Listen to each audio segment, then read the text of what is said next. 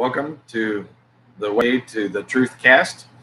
I thought that I would invite you to watch Tucker Carlson's interview of Dave Smith with me tonight. It was put up about 14 hours ago. So uh, uh, this is the first opportunity I've had to watch it. So uh, I invite you to come watch it with me. Feel free to make comments.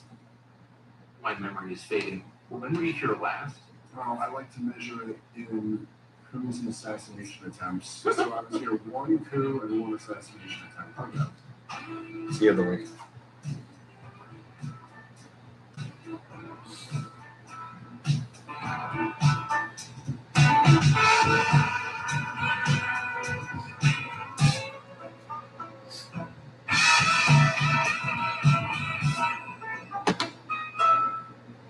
So now it's the second week of August, and it feels like a different country. Yeah, isn't that something? Yeah, what's happened between May and now? An assassination attempt and a coup. Yes. That's for one. Olympics. So basically the busiest period in American history that we just sort of kind of forgot it all happened or something. It is really amazing. It's unbelievable. And I think that, like, both me and you, when I interviewed you on my podcast, which I don't remember when that was, but it was several months before I came out here, and we were both kind of talking about how, trying to make predictions about the rest of 2024 is difficult, but the one thing is it's going to be crazy. Yes. Like, it's going to be something really wild. You could just feel that. And at this point, you're like, how do we even accelerate from here? And I think we're going to, by the way. I think we've got several more crazy things to go before November. So to the extent you can predict them, what do you foresee? It's so hard right now. I mean, I really have a tough time because I did not see this coming. I didn't see Kamala Harris being the person. It was always everyone who was speculating about. No chance. She's too dumb. She's too unpopular. We were like, who's it going to be? Gavin Newsom or Hillary Clinton or Michelle Obama? And everybody, even in the corporate media, in the moment when they admitted the emperor was naked after that debate, even all of them were speculating about who the person. Yeah, right, exactly. Even all of them were speculating about who it would be if Joe Biden dropped out and Kamala Harris was not the person, because she's so, awful at this. It's deeply unpopular. Yes. And so now they've switched into a new Emperor's New Clothes mode where there is this totally astroturfed fake, Kamala Harris went from being the most unpopular vice president ever to a cultural phenomenon. The one thing this nation needed was more Kamala Harris. It's very bizarre to watch it. I said this last time we were here, that I like to call them storms. Like when you're in the middle of a massive propaganda storm. I always love the example, and I mentioned this last time. I don't know why. This example, when Donald Trump said he was going to pull out of Syria, which he ultimately backed down on and didn't do. Yes. And for 2 weeks in the media, it was the Kurds. What about the Kurds? Our historic allies, the Kurds. The Kurds. We've never betrayed the Kurds before, and we'll never do it again. So my grandfather said to me on his deathbed in 1983, he goes, grandson, don't betray the Kurds. And then it's like ever since then, no one's mentioned. But do fight the Houthis. Yeah, right. That's right. It's so important. But there's like these weird propaganda storms, and then they kind of subside. And like now, so saying right now, if I were to say, a lot of people who took the COVID vaccine got vaccine injured. There's no energy to that. It's not risking anything. It's not like, oh my God, my channel's going to get banned for saying. Exactly. A couple of years ago, that was a really risky thing to say. Oh, I lived it. Yeah, you were in that storm. Yeah. So the storm right now is that Kamala Harris has this massive grassroots support. That's why when she ran for president in 2019, she had to drop out before Iowa. How many delegates did she get that year? It'll take us the whole show to count them up. But like, come on. Look, however you feel about people, there's people I despise politically. Sure, I cannot stand Bernie Sanders politically. I hate socialism or whatever he is. He's not exactly a socialist, but whatever he is, I hate it.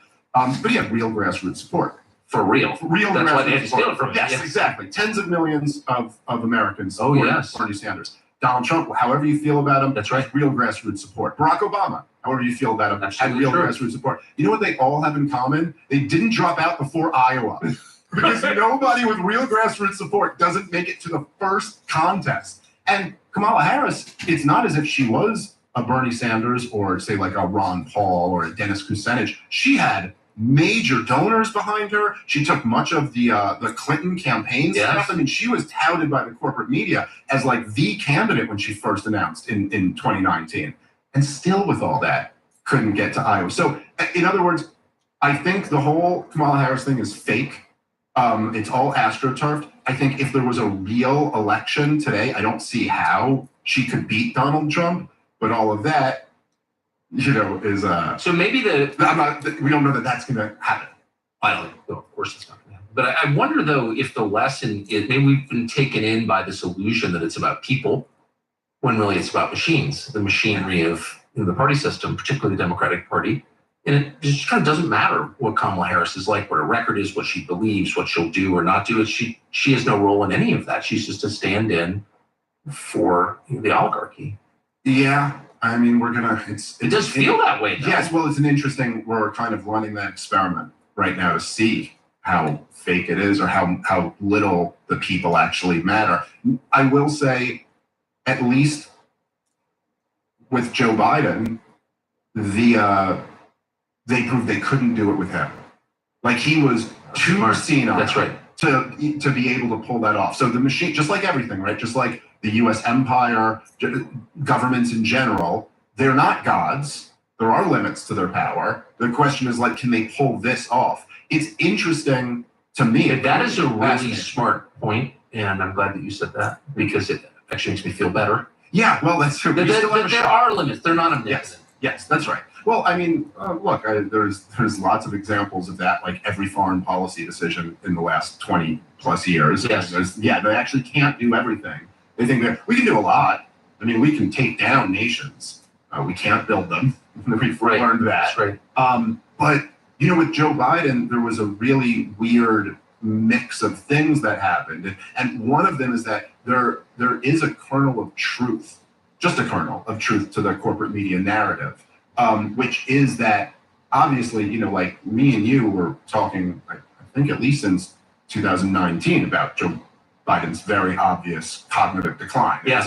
It was very clear when he came back around after being vice president. Like if you listen to him back in 2016 when he made the decision not to run. Yes.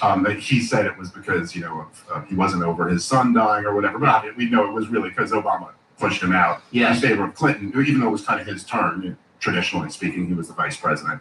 But back then, he kind of was Joe Biden. Oh, yeah. And then once he came back around running in 2019, it was like, whoa, this isn't Joe Biden anymore. But the kernel of truth to the media narrative is that it's also true that it got drastically worse. Like it got, whatever it was, it went from being a thing where, I mean, I remember on your Fox show in 2019, that you'd be like playing these clips of him where he'd get the state wrong. He was telling these weird stories, you know. It was transparent. It was very clear, but he was still a little bit like hit or miss. Yes. Like he'd have one speech where he kind of was okay, then the next speech, ooh, he looks like he has dementia. You know, it was like whatever Joe Biden showed up, and he did the debate. Did he do one or two debates in 2020? I think did they do two? I can't remember. But he got through them. I mean, Trump kind of talked over. Trump made a real tactical error. Yes. And just dominated. Whereas you want to let Joe Biden talk. As we learned. Yes. The muting the microphones really worked in Trump's favor in that debate. But lately, it's not like every other speech. No. He's bad. He can't pull off one. He can't pull off any interview. But is he still the president? Who's the president of the United States? Well, we don't have one. And this How strange is that? Well, this is what's crazy to me though, right? Is like, so if you look at, first of all, the distinction, which I think should be obvious more and more to people, is that the distinction politically that matters right now is not left versus right. It is that is just not true. It's one thing that, man, it drives me crazy amongst like Republican voters and even Republican leaders, that they still want to see things in that distinction. Yeah. They still want to go the far left Nancy Pelosi or whatever. It's like, yeah, she's not really far left.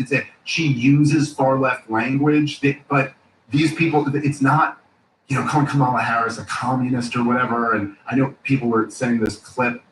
These are people who work for J.P. Morgan. Yes, they're not communists. They're for big business. And they're like, yeah, but look at this clip. She's talking about equality of outcomes. Like, she doesn't even understand what that means. It's not really communist. They're using leftist language. Of course, they're liberal. They're neoliberals Exactly. who are for big business. So the distinction is not left or right. The distinction is like establishment versus dissident, or corrupt versus honest, or something like that. That's why Glenn Greenwald is not on the opposition team to us, and Mitch McConnell is our ally, right? It's not about that. But so one of the That's things, for sure. right. So one of the things that the establishment has, which is really something I've been marveling at lately, is they have unbelievable message discipline. Something that us, the dissidents, could never dream of having. I mean, it's just unbelievable. You see some of like the compilations of the corporate media. It's just like, hey, J.D. Vance is weird. Yeah. That's the line this week. Tim Walz is avuncular. Yes, everyone. Not weird at all, though. Well, look, my Totally not weird. well, my good friend Michael Maltz, who you had on your Fox show, wrote the book on North Korea, and he's just really smart guy and hilarious and a great guy. But he pointed this out that when a few years ago when Joe Rogan was taking ivermectin, his doctor prescribed him ivermectin. Is it the fish tank cleaner or the horse tranquilizer? What is it? They would all of the horse dewormer. And there's a million different things that ivermectin does, yet they all picked horse dewormer and repeated that. And then you can look back, sharp as a tack. Joe Biden, sharp as a tack, sharp as a tack. Everyone said this in private meetings. He's sharp as a tack.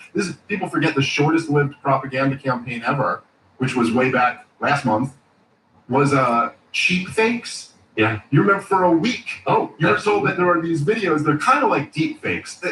What distinguishes them from deep fakes is that they're real videos.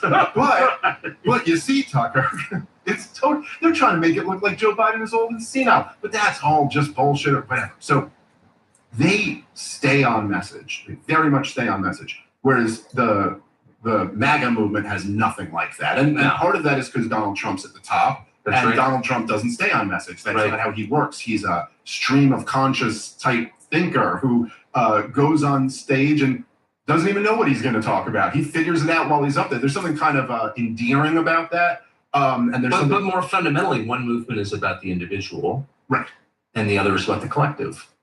Absolutely. So the collective doesn't care about your opinion. Well, it's amazing, right? Just that even of these people who work in places that you used to work and some places you didn't work, but like people at the New York Times or the Washington Post or CNN or NBC or CBS, that like all of them, at least in their own minds, still pretend to be journalists. And yet they're somehow able to just repeat the talking point exactly verbatim as everyone else does. So anyway, my point is we don't want to be that. Because we don't want to be we don't want to all just be mindless drones. Right. However, it's amazing to me that Donald Trump, none of his surrogates, no one on the pro-Trump side seems to be able to effectively hit Kamala Harris with what is the most obvious thing to hit her with. It's the greatest scandal in American history, which is like what you just said, that we don't have a president.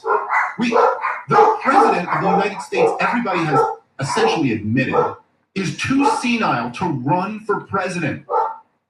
Yet he's going to be president until January? We are in a proxy war with the biggest nuclear power in the history of the world, and we have another proxy war-ish type thing that looks to be devolving into a wider regional war in Israel, and we don't have a president.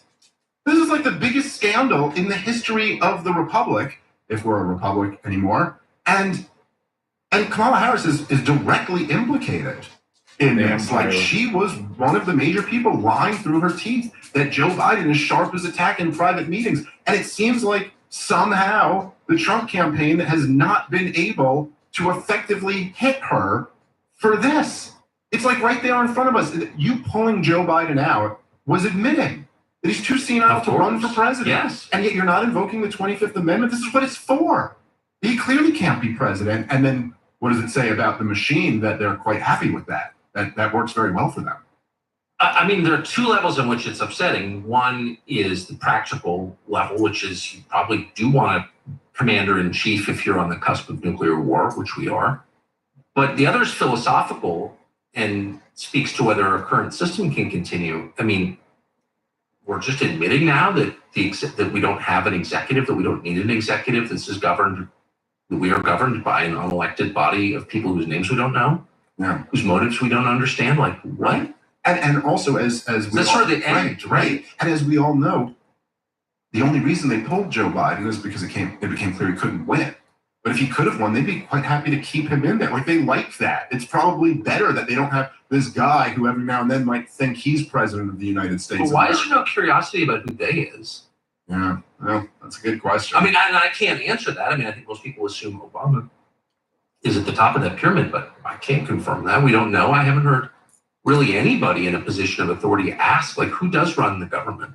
Yeah, and I don't know that there's an easy, I mean, I don't know the answer to that, but I don't know that there's an easy answer. Right? I don't think it's Obama. I mean, I think Obama has influence, but I don't know how much Obama really ran the government when he was president of the United States. I don't, I certainly know that he definitely at the very beginning got rolled by his generals. And I think that he, I don't exactly know where he was on some of these issues, but at least with like what he ran on in terms of healthcare was not what Obamacare was at all. In fact, he if you remember way back in ancient history in 2008, Hillary Clinton was the one who was for the individual mandate. Of course. And he criticized her. I actually thought it was a great line he had in the debate. He was like, the individual mandate solves the health insurance crisis in the same way that mandating you buy a house solves the homelessness problem, which was like a great line. Yeah. Totally, and that's totally exactly right. Like, how does that help anything to mandate you buy something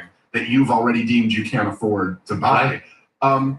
But then that's what Obamacare ultimately was. And why is it? It was good for the insurance companies. So it's like, it seems to me like he was always getting rolled by what are the powerful interests, which are essentially big business that owns the government, uses the government as a tool to increase their profits. So I don't know. I mean, I don't know who's really running things. Is it the director of national intelligence? Is it Biden's chief of staff? I don't know, but it's not Joe Biden. That's for sure. And Kamala Harris seems like kind of flotsam on the waves of history herself. Like she's not, is she making independent judgments and choices is she driving her own narrative? I don't think so. I don't think she stands for anything.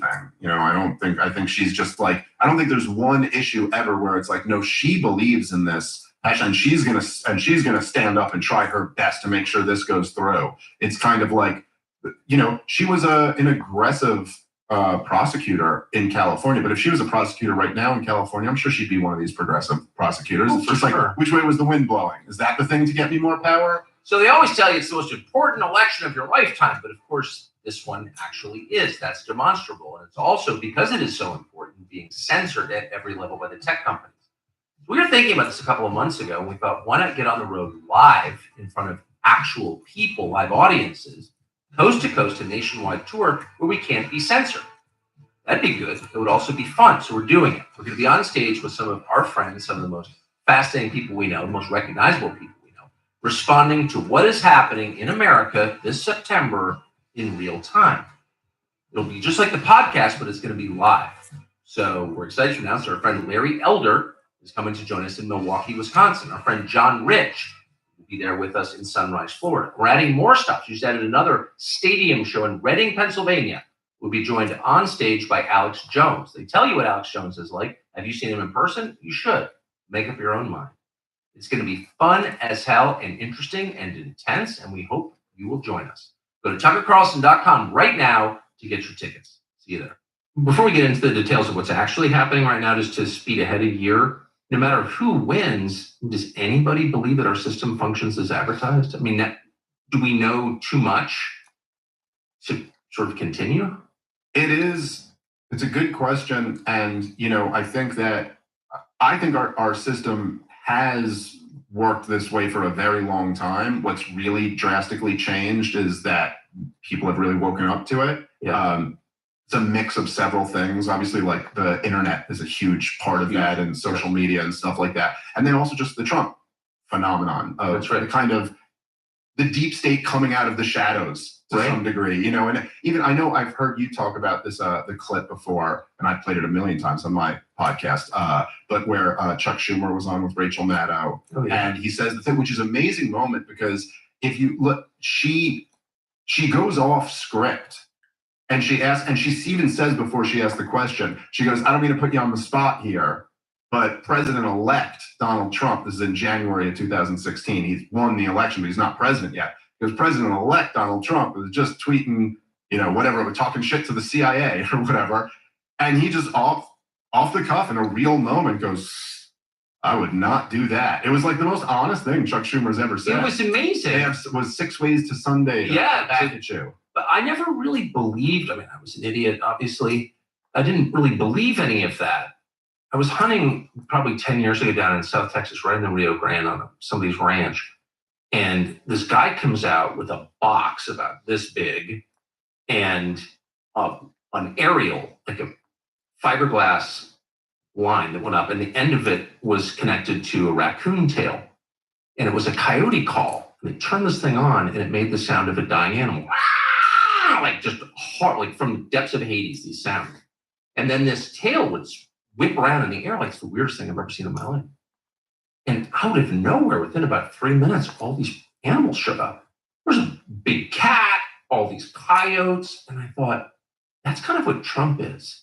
He's like a coyote call. Like he shows up and out of this landscape that looks desolate, like nothing's going on, all of a sudden the predators come out and you see for the first time that you were always surrounded by these things. They were always there. You just didn't see them. Do you know what I mean? And I felt that way very much about the intel agencies. Of course, I applied to work at one. I knew they were there.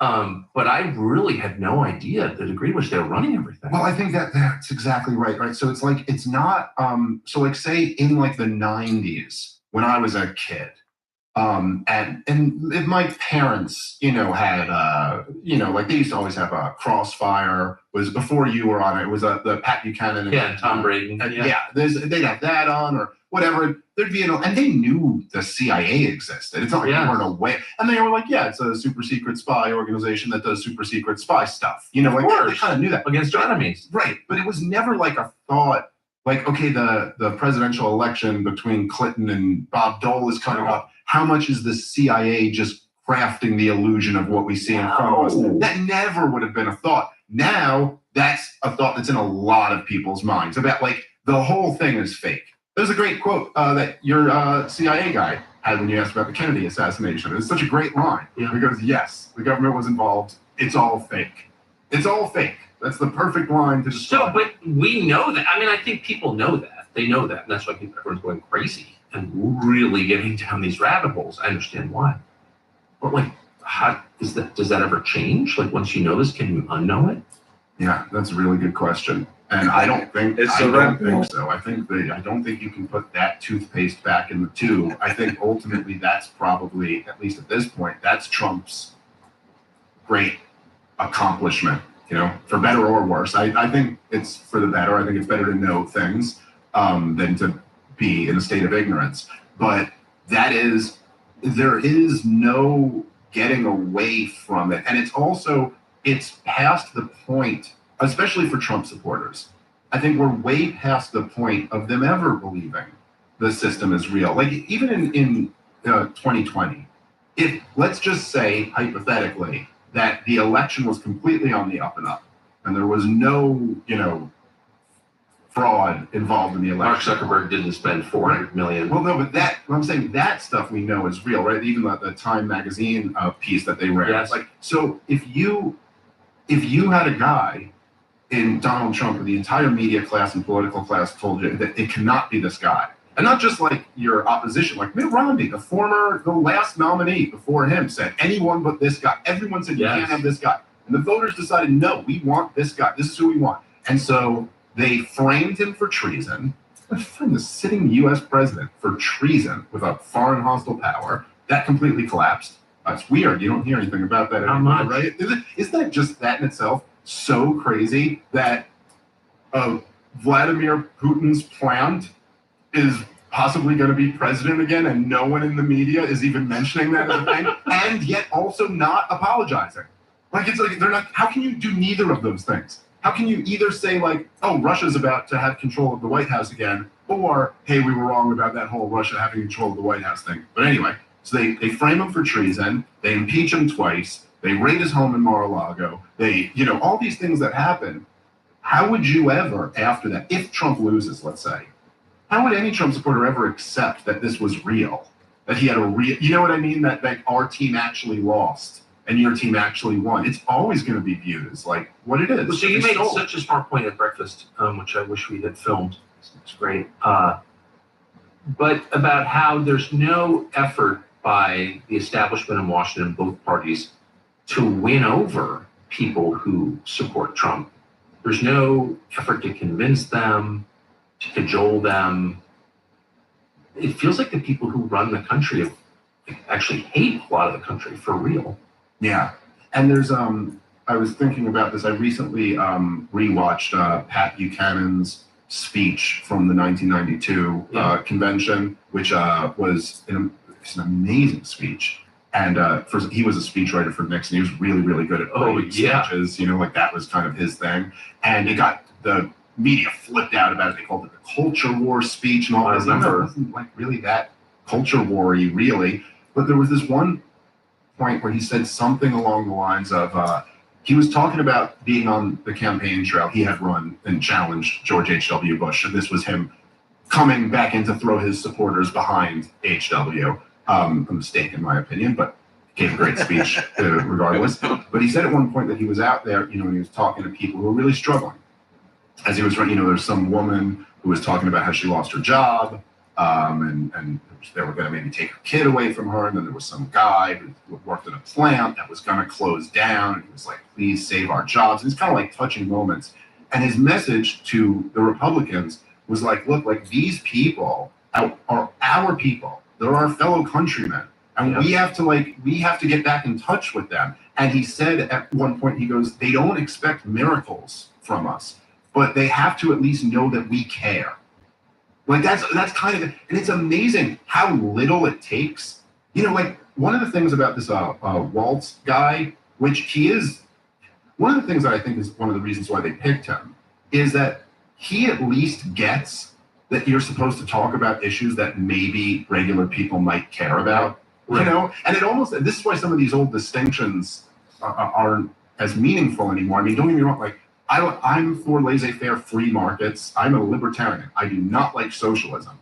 But at least someone like Bernie Sanders is talking about like your healthcare costs or your take-home pay. Why do the banks have all the power? Question. Yeah, things that like kind of matter. Whereas like the corporate media is totally obsessed over like January 6th, climate change, racism, even like democracy and this kind of weird abstraction, the way they talk about it. It's like, but no, it's like what people care about is like price inflation. Like groceries are 30% more expensive. Yes. That's like a big deal. And so anyway, I think the Pat Buchanan point was like, you got to at least give them something, just something. Try to do something for these people. And it would, I would think it would take very little. I mean, like, I think I've heard you say this before, where it's just kind of like, all right, you guys get your wall. You know what I mean? Yeah. Like, okay, Donald Trump won and all you guys wanted to build. Okay, so we're going to build a wall. Because, like, it's kind of a symbol that you still have a little bit of say in how the country is run. And we're going to give you that and maybe like two other little things. And we're going to keep all of the profits that we're raking in. Exactly. It's like something. They don't want to offer any deal to the Trump supporters to try to pull them back in to this system. And that is very creepy to me. Well, it's ominous too, because if you don't care what people think, first of all, in a democracy, you're required to care what they think. So I guess we can settle that question. No, it's not a democracy or even a republic.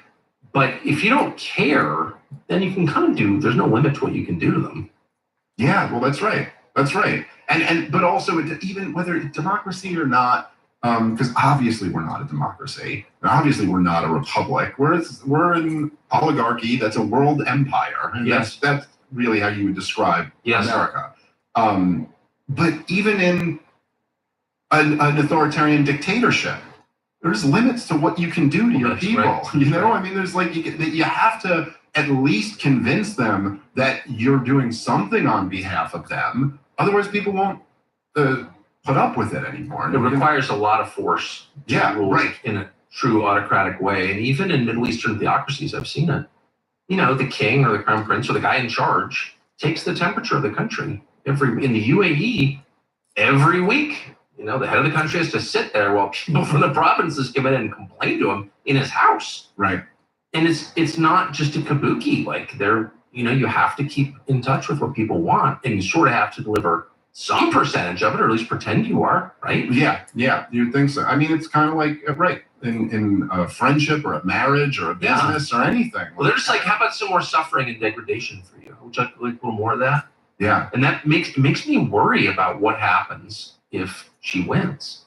Yeah, well, me too. Although there's, I think like Trump supporters and people who are I think truly dissidents of this regime have to, like I said, we're never going to have the message discipline of the establishment, and that's okay. We don't want that. I think we do have to be wiser about like how exactly are we going to attack this thing. Like I'm a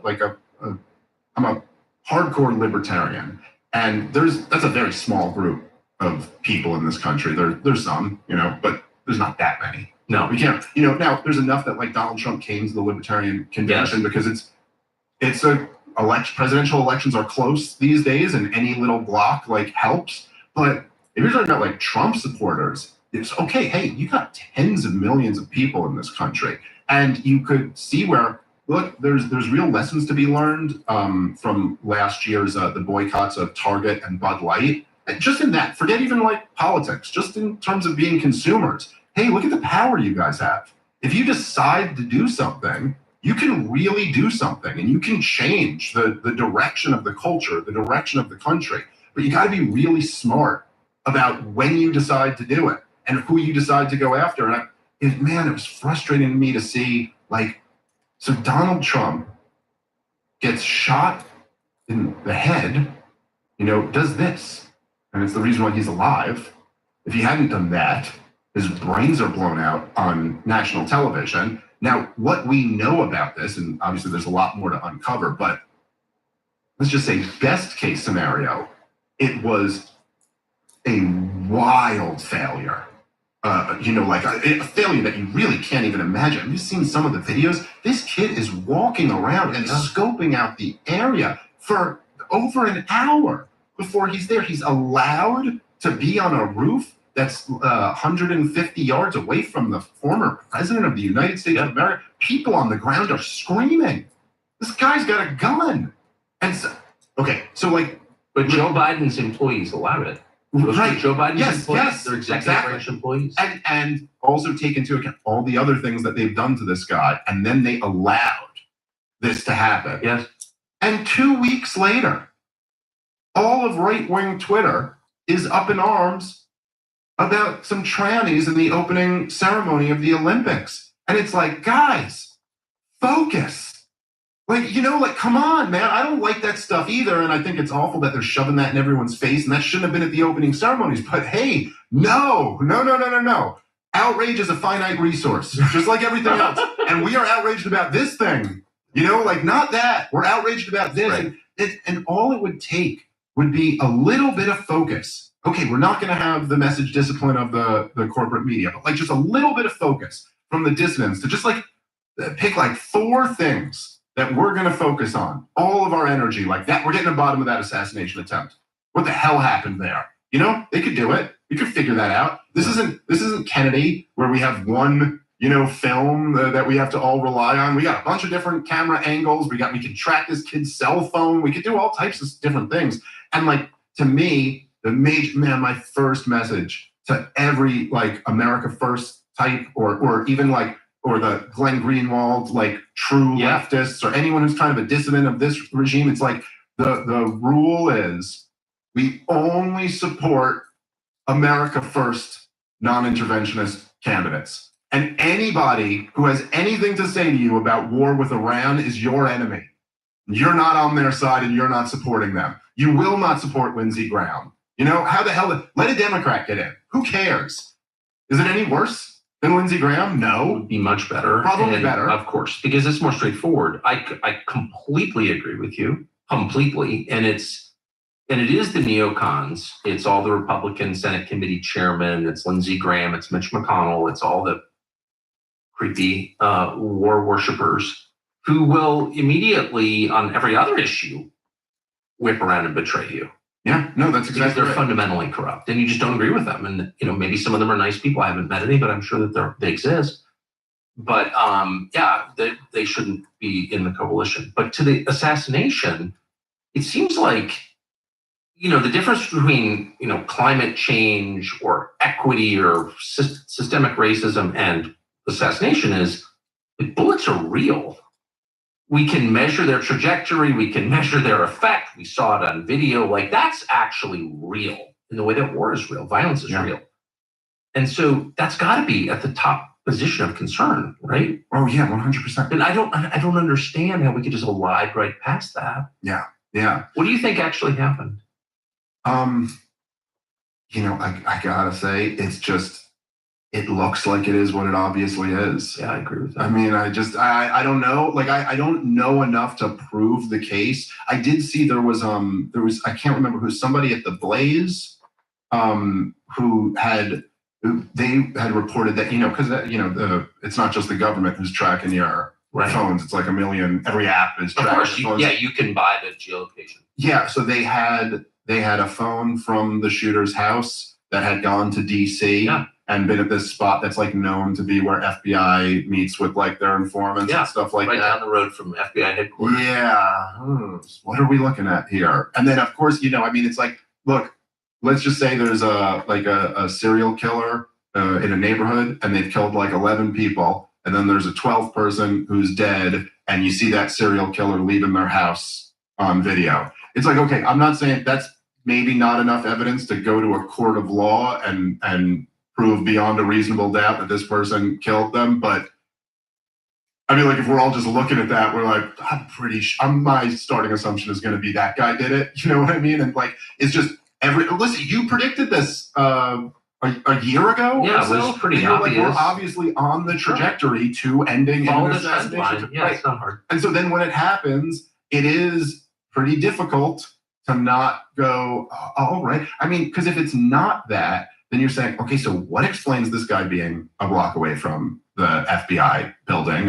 What explains the fact that this was allowed to happen? I mean, it's so hard to understand what other explanation. The Biden administration clearly planted or allowed the planting of, but I think they clearly did plant pipe bombs on the morning of January 6th in front of the DNC and the RNC. Kamala Harris was at the DNC that morning. I mean, I think that's shown. Yeah. And then nobody cares. You were the only guy in cable news who would repeatedly bring this up. Literally nobody else. Nobody else is even interested in what the hell was that? You got to pay close attention. Don't let the 3-card Monte thing distract you. Yeah. The moving walnut shell. Just remember what you care about is who's got the guns. Yeah, yeah. Watch the guns. That's why I think we don't pay any attention at all to what's happening in the United States military, which is clearly wildly politicized. That's not accidental. It's not ideological. It's practical. Yeah. You suborn the people with guns. You control the people with guns. And then you have power because it's out of the barrel of the gun the political power grows. Right? Yeah. Right. So I don't know why no one is focused on that stuff. But if the Secret Service, heavily armed federal agency, is a political tool, then it's like you really have to rethink the terms. 100%. And to your point about the 3-card Monte thing, is like what I was saying about the Olympic opening ceremonies, right? Is that there are these things that are clearly done to trigger right-wingers. Of course. Like we're just doing the thing that makes the conservative DNA's blood boil, right? Exactly. And so like, okay, be aware of that. Now, I'm not saying that there's not a point where that is necessary to fight against. Like, if they're coming after children or something like that, or teaching like this garbage to kids. Okay, no, listen, I get it. That is something that's worth dying over. You know what I mean? And I'm not suggesting anybody do anything illegal or commit. I'm just saying that like someone coming after your children is something, okay, that must be fought. But also just at least recognize that like, yes, this is a tactic. It's a distraction tactic to get you caught up in the latest outrage of the day, and then also to look crazy to normal people, so like they're like to someone who's in the middle, or maybe someone who's like, kind of a more liberal person, but they're not part of an evil cabal. They're just, grew up in Brooklyn or whatever. It's like they just see right where it's like, man, these guys are like obsessed over like whether there was a dude in a dress at the opening ceremony, like that. It's much easier to dismiss you. Whereas if you're like relentlessly focused on something that really matters, it's much more difficult. And so that's a big part of it, right? Like, yeah, don't get distracted by the 3-card Monte. And then to your point, I think that about like who controls the guns, I think that's also a big part of the reason why they've been so triggered by the Trump movement in general, is also because Donald Trump is leading a right-wing populist movement. Right. And that's very scary to elites. Because it's armed. It's armed and tough. Yeah. I mean, like a left-wing populist. They should be afraid. Yeah, I hope they are afraid. Yeah, no, I think that's right. And I was talking about this. I was down with Candace Owens. I just did her podcast last week, and I was talking about this. But it's not like they're not a fan of left-wing populism either. They hate it. Yeah, no, they don't like it.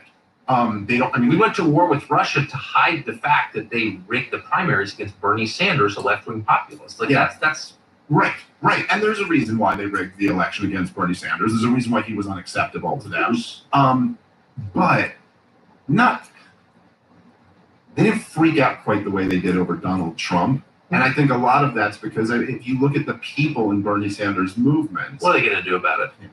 It's like, okay, you've gotten all of the male feminists together. Yeah. Okay, good luck with that overthrowing power. However, when you get every barrel-chested man in America, right, every gun enthusiast, every outdoorsman, and also a ton of cops and military, which, by the way, I think kind of explains what you're talking about with the politicizing of the military. It's been, and that was a big part of what the vax mandate was too. Absolutely. We got to get some of these guys out of here. Like they're afraid of testosterone, and they want to identify who's got it in abundance, and they want to isolate and punish those people. That's why they're against nicotine. That's why Walz raised the taxes on nicotine pouches. Of course, they're not carcinogens. There's no evidence, by the way, that nicotine is a carcinogen. It's not, that we know of. It's all a lie. And what they hate about nicotine is it raises testosterone levels. They even suppress that fact. That's a fact on Google.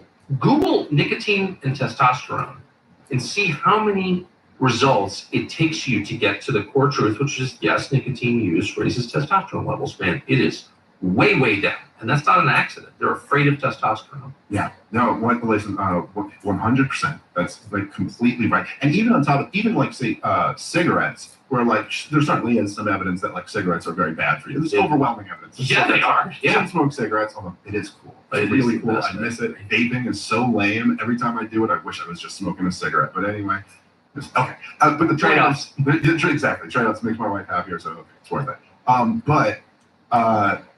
It's like I travel the country a lot, so I'm a stand-up comic. I'm on the road all the time. And it's like, look, there's no question, way less people smoke now than used to. It's like, okay, that worked. It turns out economic incentives do work. Do you tax something, you get less of it than you otherwise would. That's why it's so great that we tax income. You get less of that than you otherwise would. But I go all throughout this country, and like, yeah, people don't smoke as much as they used to. But everywhere you go, it's just Arby's, McDonald's, Burger King. It's like it's not disgusting. It's not like health is really the concern here. So like, what is actually the concern? Well, public health has gotten much worse. Right. So you don't have a problem with people being lethargic and obese. You have a problem with them smoking cigarettes. So what explains that? And I think you just explained it. It's the same reason they don't like the AR-15, because it's a visible sign of your autonomy. Right. And they hate that. It's a threat to their control. And I couldn't agree more. So Tim Walz, just to descend into the political for a second, what do you make of that pick? How's that going? I was somewhat surprised by it. I didn't think I would have bet money Shapiro was getting it. Yeah, I thought they kind of sent the signals over the last couple of weeks that he was out, but I was assuming Mark Kelly was going to be the guy, because he's from what I understood, they were friendly with Harris. He's got kind of this thing where like his wife was shot and he's an astronaut, and there is just something about that that's like who you kind of like can't help but like it is an archetype of like of a guy who's appealing, and also because he's in Arizona. Yeah. So I just thought he was the obvious choice. The Shapiro thing, I think, evidently came down to him just being like too ambitious and kind of like Kamala Harris can't really have someone around her who's that. Right. You know what I mean? Like you just can't because she's so unimpressive. He wasn't beta enough. Yeah, well, that's right. And then I guess this guy fit that mold. I do. My initial impression is not somebody I knew much about until this last week. But my initial impression is that he's also very unimpressive, and that he's not particularly bright.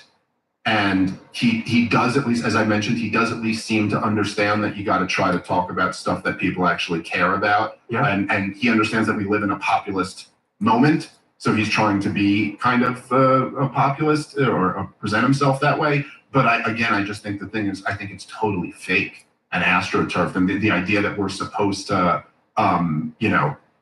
pretend that he has, like it's, remember when they were like, Beto O'Rourke has the it factor, it's just so, what are you talking about? He was the best. What world are you living in where you look at that guy and you go, man, just dripping with charisma, It's like, so they're doing that right now. Like and this is just totally anecdotal and I don't know what it means, but I've gotten like 30 text messages about donating to Democrats in the last 2 weeks, and I've never donated to.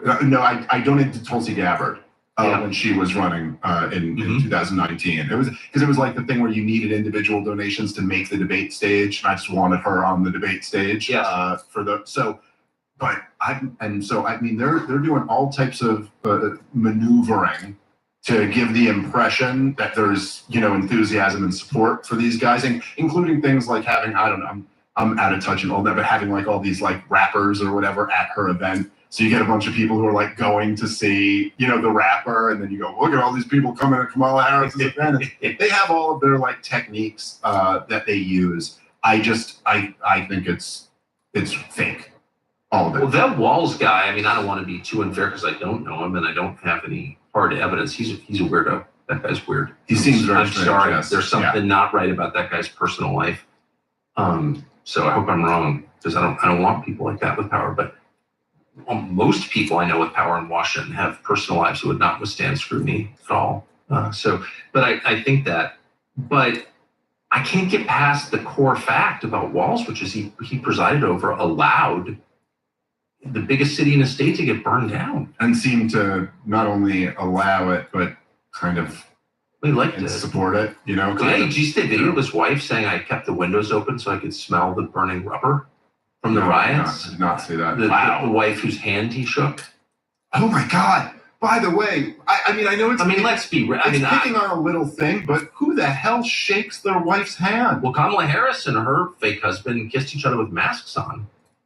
What? It's just so... I guess, look, I think I'm pretty libertarian on the I am. I've been in TV my whole life. I know a lot of people with weird personal lives. I'm not a judger at all. Yeah, sure. However, if everybody in power has some sort of weird celibate, Mitch McConnell and his wife and Kamala Harris and her husband, this Tim Walz guy, like there's just no chance these are normal marriages at all. That's not good. Yeah, and people were bad. And they were jumping on JD Vance for, I think it was with you. I think it was an old clip where he was just talking about like all these childless people making decisions for the country. And look, like I'm not again, I'm with you on that. I'm not like judging people. I don't think there are some people who shouldn't have kids. It's the best thing I've ever done. But I certainly think there are people who wouldn't make very good parents. There are people who are very bad parents who probably would have been. Yeah, I'm not for mandatory child parenting. but like, come on, there is something. Yes, please don't have to be said for like. I kind of would like a lot of our leaders to like, just be in a marriage where they love their wife and they have some kids. I think it gives you some stakes that you really can't get any other way. Exactly. And there is no question. It is very, very bizarre people who seem to disproportionately rise to the top. And it's so obvious that they're bizarre. I look at this Walz guy and I'm like, again, I don't know. I don't have a police report that I'm not sharing or something, but that guy, Not babysitting my kids. Like, no way. Yeah. No way. Which is what's so strange about them going with the line of J.D. Vance being weird. I understand they're in like a little bit of a pickle where they're like, okay, they have to find rhetoric. The Trump just got shot, so they have to kind of pull back on like the Nazi stuff because it's not really working, and also it's really hard to say you're not kind of. It's really hard to be like, oh, the right wingers are inciting violence when they say fake news, but like we're not inciting violence when we say that democracy's on the line unless this guy's taken out. But it's like weird. You're using the word weird. You're the party of freaks. I know. Like, what are you talking about? How is weird gonna be a pejorative for you when you're literally sitting here going, you see that dude with a beard and a dress? That's a beautiful woman. And then you could call someone else weird? It's just so strange. It is. Every accusation is an admission. Right. But I also think it's just, I don't want to go on too much, but I don't want to be mean, but it's interesting. I've always thought this was so strange, especially in the Democratic Party. They're always telling you that, gay is great. It's better to be gay. We love gays. We're celebrating Stonewall. Okay, fine. But then there's so many people in the Democratic Party who are closeted, including in, positions of real power. I know them. I don't believe in outing people, and I'm not going to, but I know that for a fact. And it's like, on what grounds are you hiding it, actually? That's too much. I can't. I also have absolutely nothing against gay people. I do have an issue with people living a lie. Well, kind of, yeah. Because there's something about, it's also not just lying, but living a lie is like it's a profound thing where you get used to every inch of your existence being a lie. The very nature of who you are is a lie. And that just obviously leads to like people who have the ability to totally lie about who they are. Exactly. That I do have an issue with. Nicely put. And there's so much of it. I can't get over it. And I'm not saying that as like a blue nose or even as a judgment on the morality of it. But I just find it so striking. Like, how many people like that are there in Washington? It's wildly disproportionate. Wildly. Even compared to like San Francisco or some libertine place like that, or the West Village, there are freakier personal lives in DC. I just find that really, really telling. I don't know what it means exactly, but it has to do with lying. Yeah, that's right. And I don't exactly know either. I do think that like, look, as we've kind of learned like a bit from the Jeffrey Epstein thing, and I guess we're, so we find out that there's this child pedophile blackmail ring that was pretty clearly involved a foreign country, and it's going around compromising political leaders and influential people. And I guess we're supposed to pretend like that must have been the only one. And it's over now. We never got to the bottom of it. And sure, all of the cameras malfunctioned and the guy, committed suicide, and we never get the client lists and we never get any of it. And the sitting Attorney General of the United States, Barr, covered it up, lied, to cover it up, which he did. Yep, that's right. And I've said that a bunch of times, and every time he tells someone I know that, that's outrageous, he complains. And I hope he'll sue me over that because it's true. Let's go to discovery. Well, 100%. Barr lied about it. Right. And so, okay. But why? What was that? Right. Well, that's the big question. And then, like, what is still going on? Obviously, there were people above Jeffrey Epstein involved in it. And obviously, if you were doing something like that, you wouldn't only have one. You know what I mean? Like, exactly. And so it does at least make you wonder, like, oh, is it possible that people who can be blackmailed are very easy to control? And so, why would it be that there are so many people in powerful positions who have these secret, weird personal lives? And I think plausibly part of that explanation is because, like, well, okay, then they're very easy to blackmail. You can control them. Do you ever think about your own life in these terms? Like, you're one of the people who will just say what you think is true, period. And you're always punching up, not down, always. Yeah. And I don't know, there's a non-trivial risk to that. Do you ever consider that as the father of small children? Yeah. No, I've definitely thought about it before. And I guess, like, I don't know. I guess because of the world that I'm in, which is like totally removed from the world of power, like I've never been in DC, and I've never been in, and I'm I'm in comedy clubs and then just doing podcasts on the internet. So I guess I feel a little bit removed from the threat as like my profile's gotten bigger. It's something I think about more. I don't know. I kind of like can't stop. I don't know. Listen, man, if it ever really came down, like if my kids were ever threatened, so by the way, it's anybody, CIA, if you're listening or whatever, I would protect them first and foremost. Of course. Whatever I had to do, I would do that. Daddy's going to shut up now. Yeah. If I ever felt like that was really the threat, or my wife for that matter. But I do just think that it's something that's kind of hard to describe. That what I do is this is my calling in life. It's just what I'm supposed to do. And my greatest heroes, all of them, first and foremost, I was talking to you about before, is Ron Paul. And he always just told the truth, even when it was like something that would get him booed out of an arena or something that would be like very controversial and that would make him look bad. That was just his thing. And those are the people I admire, and I feel like you do that. It's something I admire about you. I feel like Joe Rogan does that. So it doesn't matter. But you got to wonder, like the Epstein, I did not take the Epstein murder, which it was a murder, not a suicide, seriously at all. And then, I spent a lot of time learning about it and talking to his brother Mark about it, and I think becoming something of an expert on it. He was murdered. And so, but then you have to think, well, he was murdered not in his bedroom or on West 57th Street. He was killed in the special housing unit of federal lockup in Manhattan, like the inner sanctum of the vault. Yeah. So, okay, then the next, I guess, conclusion would have to be anyone with the power to do that can pretty much do anything in this temporal world, right? So that's a pretty formidable, whoever did that, and I have theories on it, but can't prove it, but somebody did it. And those are the people that like maybe you shouldn't criticize. Yeah. Right? Yeah, I mean, there's a point to that. There's also, it's like having little kids. Like I have a son, and I do feel an enormous pressure to be an example for him and to be a man. Yes. There's a pressure I never felt until I had a son. Maybe that's the sexist in me. I mean, I just didn't feel that same pressure with my daughter. I said my wife is also like, she's so great that I always just kind of, our first was a daughter, and I always felt when I had her, I was like, okay, my job's pretty easy. It's actually easy. Because I know at first I know she's a great role model to her. She's like just an unbelievable example of being a great woman. So she's gotten basically what I have to do is protect her and provide for her and love her. And that's really comes very natural. You're not teaching your daughter how to become a woman. Right, exactly. Not your job. And then when we had a son, it kind of hit me like, oh, I have to teach him how to be a man. So I better figure out how to be a man real quick, and then I can teach this to my boys. That's exactly right. But I think one of the foundational things about being a good man is telling the truth.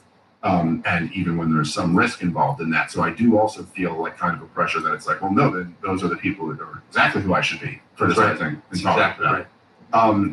Now, as far as, I would just say my only pushback on what you said is that it's not, yes, they can touch someone in, a secure prison. So that's certainly something they demonstrate they have the ability to do.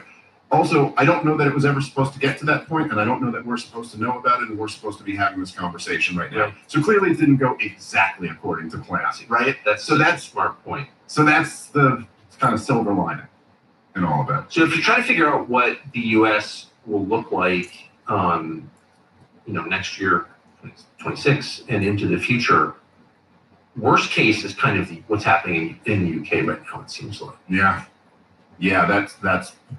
that's pretty bad.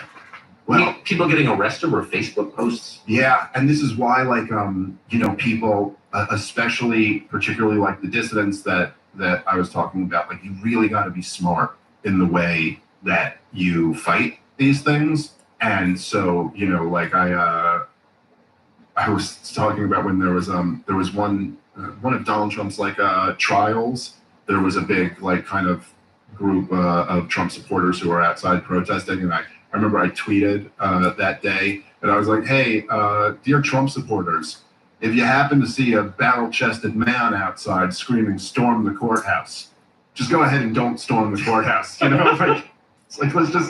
Let's be smart about the way you try to go about this. That's thing. right. You do not, this is an asymmetrical conflict. You do not want, a conflict. You do not want to. You don't want a conflict in the sense of like, let's storm the Capitol. How's that going to work out for you? Okay, no, this is just going to be the excuse now, of course. Which obviously the thing was an inside job to a large degree. Can we just establish that anybody who screamed, let's storm the Capitol, I can think of 2 people who did, who was not arrested, didn't spend time in jail. Was defended by Democrats in the Congress. Yes, but he wasn't alone. There's another prominent person who did that as well, as I know you know. Didn't get arrested, didn't go to jail. I mean, what can we conclude from that? Yes, and all of the and just the stuff where you interviewed the head of Steve's son. Yeah, right. And so I mean, all of the things together, you can kind of obviously see what it was. But that so you don't want to riot. You don't want to do things like that because then that would be an excuse for our government to do exactly what the government in the UK is doing right now, right? It's crack down on Facebook posts or whatever, and so you don't want to fight it that way. But I do believe like this country can still be saved, or it could be a lot less worse than the possibilities are. The country's been in very bad points before, not exactly the same as where we are right now. What's scary about the current position is that it's all of these factors plus the like financial realities. They kind of create this weird superstorm of things where it's a cultural phenomenon, a political phenomenon, and then it's also just like a debt and derivatives and bonds and like things that are like all completely unsustainable.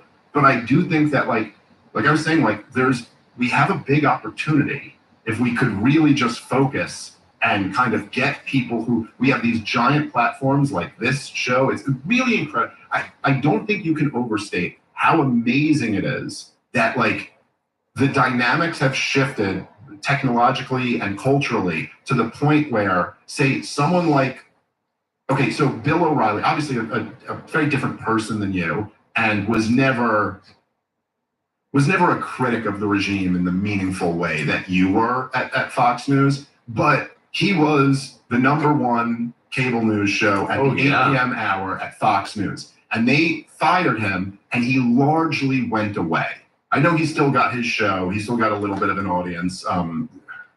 But he's not really involved in the national conversation anymore. Like Bill O'Reilly was like moving the national conversation at one point. Like many years. Like his opinion was gonna have significant influence over a large portion, and they were able to like get rid of him.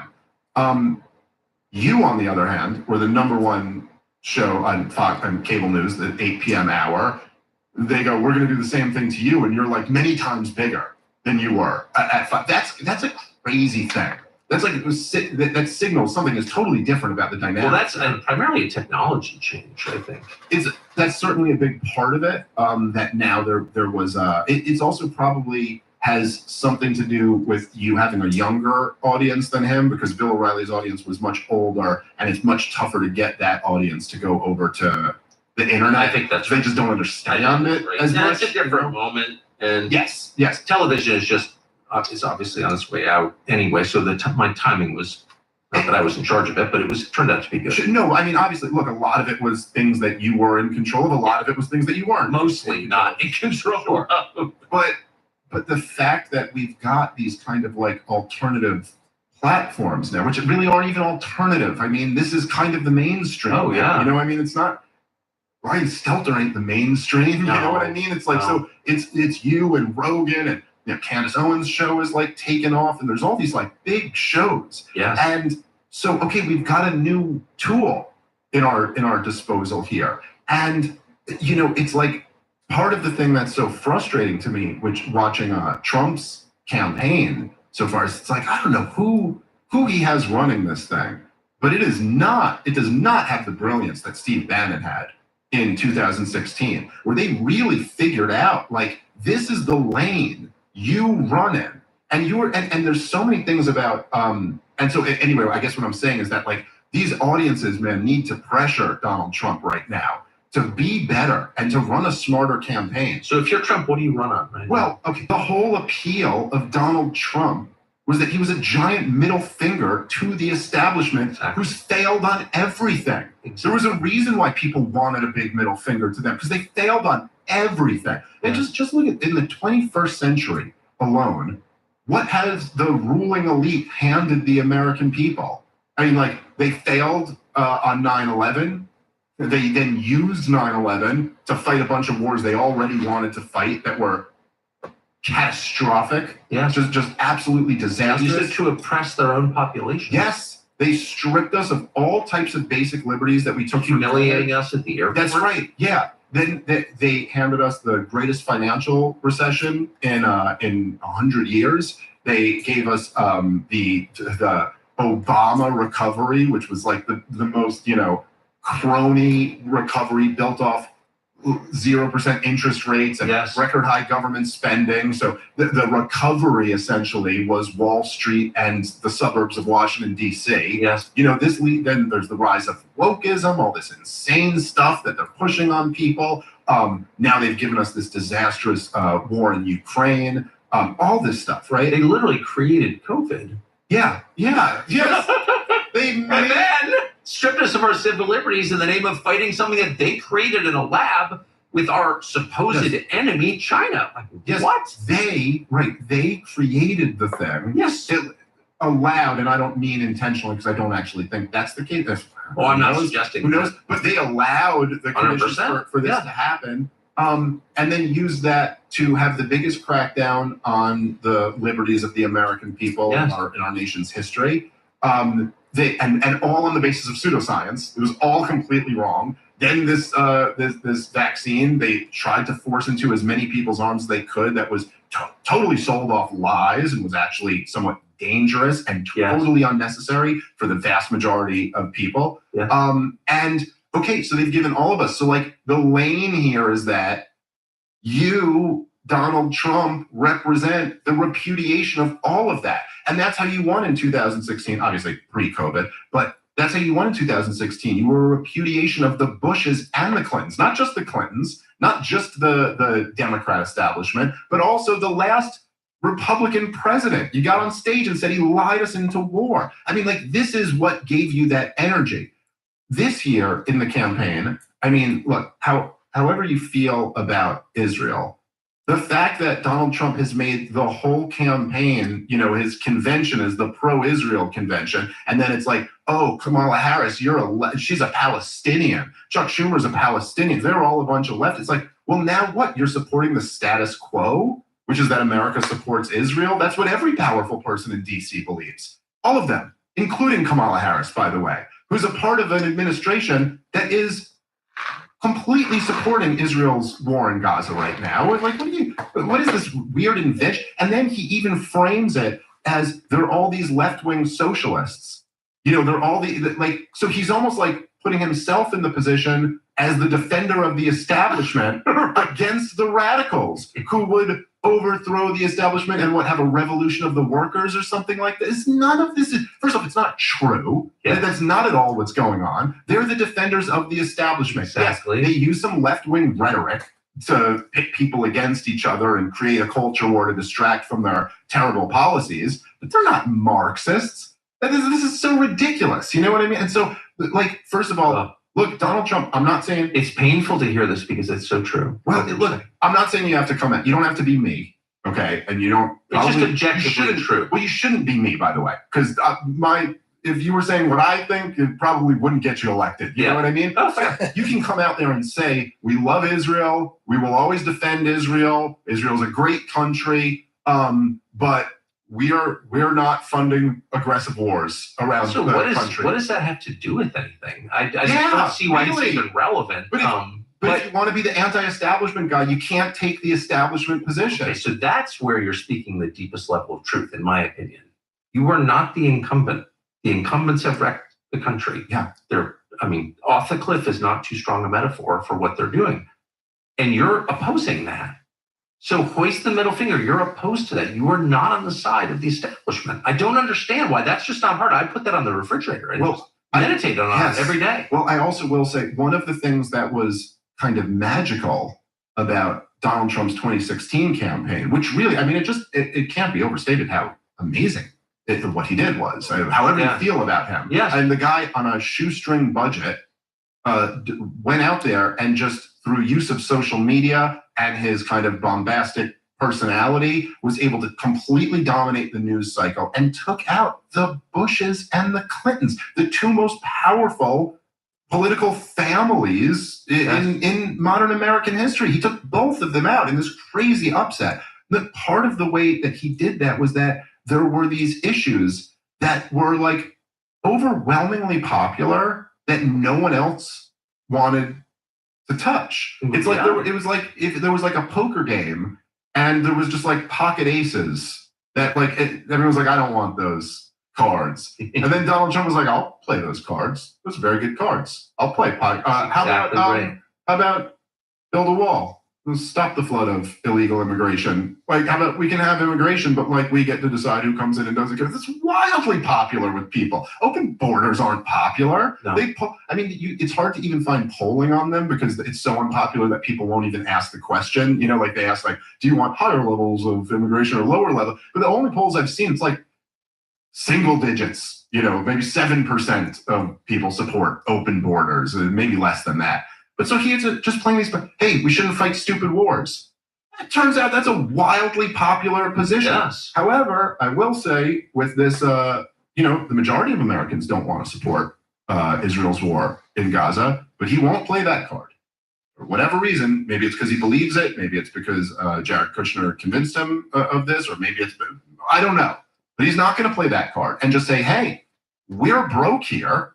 We're $35 trillion in debt, and we can't afford to prop up other. Listen, when I'm like a strict non-interventionist, I'm like John Quincy Adams. I don't think America should fight anything. If we're attacked, we destroy those people. But that's essentially it, you know. But when a couple months ago, when Iran, in response to Israel killing an Iranian, when they launched those missiles at Israel. And a team of nations led by the United States all helped defend Israel. It was Jordan and Saudi Arabia were involved too, by the way, which kind of goes to show you the real dynamics of that region. But no one's really complaining about that. Like, okay, fine. I'm a non-interventionist, but like if missiles are coming toward Israel, go ahead, shoot them down, fine. It doesn't mean we have to help them. It doesn't mean we have to fund them fighting their war. And then also just the fact that like, there's a foreign country we're not allowed to criticize and people's careers get ruined over that. I'm sorry, listen, if you want to be America first, what does America first mean, right? It means we shouldn't have fought the war in Iraq or whatever, something. Okay, who really wanted us to fight the war in Iraq? You know, I mean, I'm just saying, it's like, no, like all these guys, and it's like they come back in now with the NatCon movement. Colonel McGregor had a great article about this earlier this summer.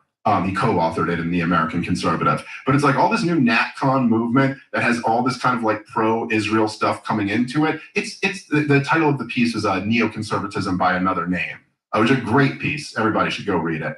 But it's like, well, who do you think the neocons were who wanted us to fight the war in Iraq? Like I said last time on here, go read A Clean Break, A New Strategy for Securing the Realm by Richard Pearl and David Wormser. It was about overthrowing Saddam Hussein for Israel's benefit. Like, I'm not against Israel. I'm Jewish. I like Israel. It's a cool country. The people there are great. I'm just saying that if you're America first, then the guy, Benjamin Netanyahu, the guy who testifies before Congress that we should go overthrow Saddam Hussein and launch a regime change war against Iran and launch a war in Libya, that's not your ally.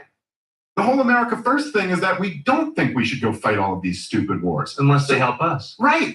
You know, unless there's some coherent justification for them at least. But so Donald Trump, he needs to just play. There's a few things that he could laser focus on right now. And he should. Donald Trump should be asking himself the question that Hillary Clinton asked herself in 2016, the most obnoxious question ever. But why are you not up by 50 points right now, Donald Trump? Why is that? Oh, listen, no, just run on this. No more stupid wars, period. We're not fighting any wars of choice. We are only fighting wars of necessity, which we do not have any right now. Iran, puny little Iran, is a threat to the United States of America. Give me a fucking break.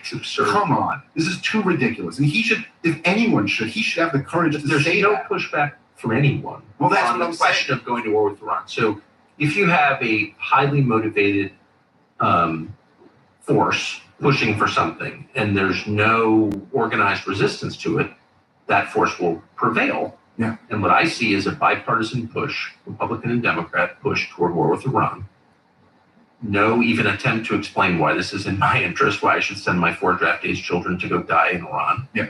Not even a conversation about that. So I feel like, unless I'm missing something, we're going to get that war. Well, the problem, at least, it's been a while since I read this, but Scott Horton was totally brilliant. You should have him on, man. He's he was like Justin Raimondo's disciple. Yep. Just like he's antiwar.com, and he's just like IQ off the charts. He wrote the book Enough Already, which is a book about the terror, the war on terror, from Jimmy Carter all the way through Donald Trump. And he's currently writing a book on the war in Ukraine, which I got an advanced copy of. It's phenomenal. I can't wait to send this to you where it comes out. It's so good. It's called Provoked. And it's just the whole story of how at every turn the West provoked the war with Ukraine. It's so good. I really can't wait for that to come out and people to read it. But, what stopped the war in Iran the first time was really the military. When Dick Cheney wanted it, and I think George W. Bush eventually was like, I've been listening to this guy too much. This is like by 2007, he had finally figured out, let me stop listening to Dick Cheney. Dark force, yeah. But it was really the military. It was just like logistics. Like they were just like, guys, we do not have escalation dominance against Iran. We're not going to lose the war, but they can target so many American bases over there. It's just going to be a bloodbath. This isn't, there was one Green Beret who told me off camera, but he told me, he goes, this isn't 10 times harder than fighting a war in Iraq. Fighting a war in Iran is 1,000 times harder. This is a whole different ballgame. So perhaps that reality will stop it from happening. But even just the rhetoric about being tough on them, it's why? Why are we even talking like this? Why are we constantly trying to escalate here? It's so simple, and it's popular with the American people. No more stupid wars. Look, even the one of the amazing things in Munich and right? I mean, Chamberlain. There I go again, being Neville Chamberlain. The only lesson of history ever is Neville Chamberlain. You're always right if you're on the side of aggression, but never if you're talking. You don't know anything about Neville Chamberlain. Of course, right? Or the history of the war at all. But one of the things that's really interesting that's changed very drastically in a short period of time on the kind of the right in America is that, at least what I get now, the talking point for Donald Trump, from Donald Trump's supporters, is that there were no new wars. He didn't start any new wars, which is, I do love that that's the talking point. It's never he killed all the terrorists or he was so tough where the Democrats are wimpy. His supporters are bragging that he didn't get us into a new war. Now, the reality is that came pretty close. Actually, in Iran and Venezuela, he really flirted with new wars. Oh, I was there. And he didn't end the wars that he said he was going to end. And so there's some criticism, but it's kind of look, this is what your own supporters like about you. So just run on that. And then the other thing, man, that he feels it too. Yeah. He feels it. I mean, one thing I can say about Trump, having talked to him about this a lot, is that is sincere. He is afraid of nuclear war. And I think his instincts are correct on war in general. I think that's exactly right. What's in it for us? What's the point? And he's also the only leader I've ever talked to in my life at that level who routinely says, well, all people get killed. Yeah. I'm not saying he's a, super faithful Christian or whatever. I don't know where that instinct comes from, but it's totally real. I've heard him say it many times. Yeah. People die and they've got widows and kids and stuff. It's a big deal to kill people. No, you're right. He's one of the only people at that level. I mean, I've heard some anti-war leftist. Well, I think that, but I'm not. I have no power. Yeah, but like at that level of political power, it's like you'd never hear that. Like that's never even a part of the calculation. It seems. Not. And even when Trump was being manipulated by some very not good people that he had around him, like to strike Syria, it does seem like most of the reporting was that that's how they got him, was with being like, look at these dead kids from these chemical attacks. Oh, the fake poison gas. Yeah. Then just and so kind of like played on that feeling that he has to be like, you got to do something to stop. So one of the reasons nobody pushes back against the big picture claims that, for example, Iran is our greatest enemy, or that Putin is going to try and overrun Czechoslovakia, or this is just freaking insane, is that anyone who talks like that puts himself at risk. And I would just, Scott Ritter. Yeah. We saw this week at the FBI raided his house. This is a former arms inspector, U.S. government employee, who's been opposing American foreign policy nonviolently for 20 years, and they keep throwing him in jail for it. Yeah. And no one cares. Well, there is, there's risks that are attached to opposing the war machine, because that's kind of the whole game. And so, look, I also do recognize that, like, I'm just, talking shit I'm into a microphone, and that Donald Trump, the pressures and the forces that he has to deal with here are certainly things that I don't completely understand. But from what I do understand of this is that I know it's the correct position, and it would be enormously popular with his base. And then there's other things too that he should be laser focused on. I mean, obviously immigration. I mean, it's unbelievable that what he decided was his signature issue, that he ran his campaign centered around, has won the day. And that he was labeled a Nazi for this. And now you got the mayors in blue sanctuary cities all talking about how the influx of migrants is destroying their cities and stuff. Yeah. So he's got forever. He's obviously got pocket aces right there that you play this card. And the other thing is the censorship, which really should be more of a focus of his campaign. And I'm stunned that it's not. Like, he's back on Twitter today, by the way. I mentioned that to you when I first came. I just saw that on my way over here in the taxi. Smart. He's back on Twitter. So yeah, it has to be back on Twitter to win this thing. But like, he got kicked off of Twitter, and not just him. He shouldn't make it just about him. That should almost be like an afterthought, for his campaign. But like all of his supporters, like it's in his self-interest to defend these guys. Everybody through 2020, I mean, if you were like critical of the lockdowns, everybody was getting silenced left and right. And he should make this campaign like a referendum on free speech. And that the only way free speech is going to happen is when I'm in there. And he should threaten the shit out of all of these companies. He should, Facebook backed off. Like Nikita Khrushchev level, we will bury you. Yes, that's right. And because Khrushchev didn't even mean it like with force. He meant like their economic model was going to be better. No, I want force. I mean, with force. We should listen. That is the only thing these companies are going to respond to. But if they think that Donald Trump could really say in a believable way, like he'd say, "Hey, Google, I'm going to win this election." Which, look, as of right now, there's at least a very good chance he's going to win this election. And he goes, my sole mission in life every morning when I wake up till I go to sleep that night is going to be to take you guys down unless you stop censoring right now. Like, I don't mean when I get in. I mean, from now until the election. Because you see all this stuff like Elon Musk was posting about it. It's crazy. Where like if you search for the shooter, it doesn't come up. Go right to Abe Lincoln. Yeah, right. Yeah, like or something. The latest on Ford's Theater. I saw there was a Reagan, an article on Reagan getting shot. And then like, if you search Trump, it goes to these Kamala ads and stuff. I mean, he should be scared, which by the way, they all respond to that. Oh, They're course scared they of government. do. Well, that's why the censorship regime started to begin with. Of course, exactly. It didn't because exist. Democrats in Congress pushed them into it. Well, they hauled them in front of Congress and threatened all of them, and then they go, okay, yeah, sure. So weak. So, turns out, Fauci has COVID. So someone just texted me, and I don't know if this is actually true, but he had 6 shots.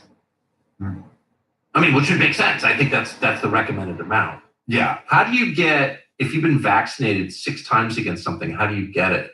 You should have taken 8, I guess. You always need more. Always need more vaccines. No, but I mean, it's just kind of to your point. Leaving aside I think the vaccine's poison. I've thought that for a long time. Some people are fine when they take it. Other people, including a couple I know, have their lives destroyed by it. But either way, whatever you think of how toxic it is, it clearly doesn't work.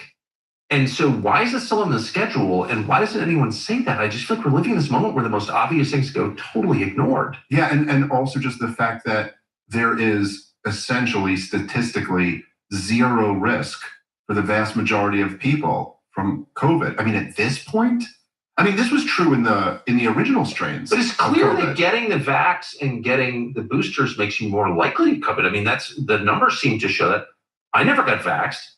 Not to brag, I hate to rub that in people's faces because I'm obviously very proud of it, one of my greatest achievements. But I got COVID once. I've been super healthy ever since then. I never wash my hands, never wear a mask. I'm like the dirtiest person you've ever met. I'm happy to breathe the breath of strangers on crowded commercial flights. And I never got COVID again. Here's Fauci's had it 3 times. Biden keeps getting it. What is it? Why does nobody say anything about this? Yeah, well, same with me. Never got the vax. I had COVID twice, and it's mildly sick, and I would have rather not. Yeah, me too. But whatever, it's fine. And then I know so many people who got it, and some of whom had the same experience as me, got COVID a few times and just were mildly sick. A lot of them got it several more times than I did. And then I do know a few people who developed heart conditions, who developed different problems. And again, it's one of those things where, you can never with 100% certainty trace it to the vaccine, but it seems like the overwhelmingly likely thing. What we can say is that it doesn't work. For sure. And what we can say with 100% certainty is that the thing was sold on lies, and not just they got it wrong. They were totally, there was never any evidence to suggest that you could not get COVID or transmit COVID. Even in the original, the Pfizer study, where I think it was, if I'm remembering this correctly, it's been a while since I read it, but I think it was in the unvaccinated group, 2 people died of COVID, and in the vaccinated group, 1 person died of COVID. And then they extrapolated from that it's 100%, reduction. But there was still a person who died of it in there. This idea that you can't, this was never true. They lied through their teeth. And Joe Biden, at the beginning of his administration, made his number 1 priority to, by any means necessary, get every single American to take this vaccine. And luckily, with our the skeleton of constitutional limited republic, procedures that we still have, the Supreme Court struck down the worst of his mandates, like the OSHA mandate, which would have had every midsize and large business in America have to fire anyone who is unvaccinated. All the people that got fired, they've been made whole? Oh, no, I'm sure they haven't. And that's, man, I know we live in so much stuff happens so quickly that I know going 4 years ago or 3 years ago seems like ancient history. But if nothing else, on that alone, the Democrats deserve to lose all power that they have.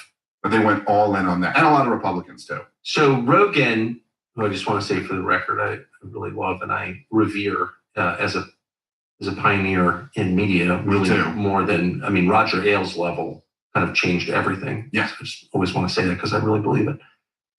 But he seemed to endorse Bobby Kennedy. Then he comes out and says, no, I just like Bobby Kennedy. I like Bobby Kennedy too, for the record. He's a nice man. But I was not endorsing him, Rogan said. And I don't really like talking about politics that much. I'm summarizing. But if you want to know what I think, just listen to Dave. That was kind of funny and cool that he said that. But give us your assessment of Bobby Kennedy. What role does he play in this race, if any? Oh, by the way, so when Rogan tweeted that, and it's just, I couldn't even look on my phone for hours after that, because it's just and he texted me. It was one of the funniest texts I've ever gotten. Rogan texted me and he goes, oh, I didn't even realize that I stirred up a whole riot on Twitter, but I sent all the looters to your house. Oh, that's pretty good. Which is, I was like, yeah, that is really what, but I was like, I'll take them. I love this. I like the looters. But also, the moment really is, it's because Joe is such a, like, he I know him pretty well. We're like pretty good friends at this point. And he is exactly what you see. Yeah. Like, that's him. I've noticed. Everybody who, if you watch the show, you already know who he is. So it's like, he doesn't even think like, I'm going to be making an endorsement today on my show about which candidate I want to throw my people's support behind. He literally just, someone asked him a question and he was just having a moment. Like, he was just like, I do like this Bobby Kennedy guy. You know, he seems kind of like he's read books about stuff and he wants to discuss ideas and not just like personal attacks. And I really like that. I agree with that. And I mean, I tend to agree with that too. I also just, by the way, I mean, I was just so furious at Trump supporters who were like giving Rogan shit for that. And then I just thought it was maybe the stupidest thing Trump's done in the campaign so far was that he posted on Truth Social attacking Joe Rogan for it. And it's like, man, is anyone around him to just be like, no, you don't go to war with Joe Rogan. No, that's the teachers union. You should be right? Like, what? But it's also like, even whether he's supporting you or not, that's your teachers union. You know, he's again, like I said before, it's not left versus right. It's dissident versus the regime. And this is the guy who cracked the corporate media. He's the guy who cracked the state's monopoly on information. That is true. So come on, what are you doing here? And he said also, it's just so removed. It's really just the flaw in Trump is that he said, it'll be interesting to see how much Joe Rogan gets booed at the next UFC event. And you're like, do you really think Joe Rogan's going to get booed at Okay. All right. I know that Donald Trump, I know how your mind works, and there's great things about it, and then there's things that hold you back. But I know that you think that since they love you at the UFC event, they're your people, and they'll hate anybody who is not supporting you, but actually they really love Joe Rogan and they're not going to be booing him. And it was just so stupid to fight this fight with him. Anyway, you know, to the Bobby Kennedy stuff, when he first started running and I had him on my show and I was just like, I just loved the guy. And I thought, you know, his positions on Ukraine and on the vaccine, I thought were heroic. And it was amazing. What was so amazing about his campaign was that he was running as a Democrat and he's Bobby Kennedy. Yeah. Like, his name is Bobby Kennedy. And he's not like some, you know, peripheral Kennedy who's like he's Bobby Kennedy's son. He's Jack Kennedy's nephew. And here he is giving Democrats this. It reminded me a lot of the Ron Paul presidential campaigns, where because Ron Paul was such a conservative person, and because right after his name there was R, Texas, you know, and he could be against the wars, it was like he gave permission. Exactly. For you. You're allowed to be against the wars. You can oppose the wars, and you don't have to give up your whole identity. You don't have to be Michael Moore in order to be that's exactly right. You could be a real American patriot and oppose these wars. And in a similar fashion, I felt like Bobby Kennedy was giving Democrats permission to abandon these, which were, look, I mean, think about it. I said just a second ago that the vaccine was Joe Biden's first, you know, we're all in on the vaccine. And then his second big thing was all in on the war in Ukraine. This is the Biden administration. So he's this total repudiation of Joe Biden, but being like the true Democrat, what we're really supposed to be, you know? Yes. And so there was something amazing about his campaign. That, you know, I understand why he made the move to go independent, because there's not a real democratic process in the Democratic Party. Nor is there much of a constituency at this point for that message. Yes, that's probably true. Yeah. I do think that, and you know, me and him, he came back on my podcast to his credit, and we argued about this. I do think it's strained our relationship a little bit, but I could get past not being good on Israel from my perspective, of course, and I could get past. I could probably tolerate all the way up to like Vivek Ramaswamy's position, on Israel, which essentially was he was like taking the non-interventionist position, but doing it in a way where it's like, I am not picking a fight with AIPAC, you know what I mean? Like he was like, I think his answer at the debate was something he said, he goes, I'll tell Netanyahu that I'm going to kill the terrorists on our southern border and you go kill the terrorists on your southern borders. I was kind of like, I'm not funding your war, but like totally support you doing what you're doing. That's not how I feel about the situation at all. I think it's really horrible what Israel's doing. It's inexcusable. But I mean, going around with Rabbi Shmuley as your campaign advisor, I just like, to me, once I saw that, I was like, I just can't. It's too much for me. So, and I do think, again, kind of like I'm saying with Donald Trump, I mean, he just pocket aces. You don't want to play these pocket aces, okay? I mean, Democrats, like 70% of Democrats oppose this war and want a ceasefire. I think 50% of them consider it a genocide. On the Republican side, obviously, there's a lot of America First people who could be persuaded that we shouldn't be involved in these conflicts. I think Bobby Kennedy had a real chance to make, like, if he was non-interventionist on this war, I think he would have made some huge waves, and I think that really hurt him. He lost a bunch of people on his campaign staff because he was the anti-war guy. Had a whole bunch of anti-war people who were like, "Oh no, I'm not going to be a part of this now." So where does that leave him now? As a political matter, it feels like there is a significant chunk of people, I don't know how many, in the millions, though, support Bobby Kennedy, clearly repudiate the priorities of the Biden-Harris administration, don't want to vote for Trump. I mean, my sense is he's taking potential Trump voters. Yeah, that might be the case. You know, I'm not sure exactly, and I don't know. I mean, if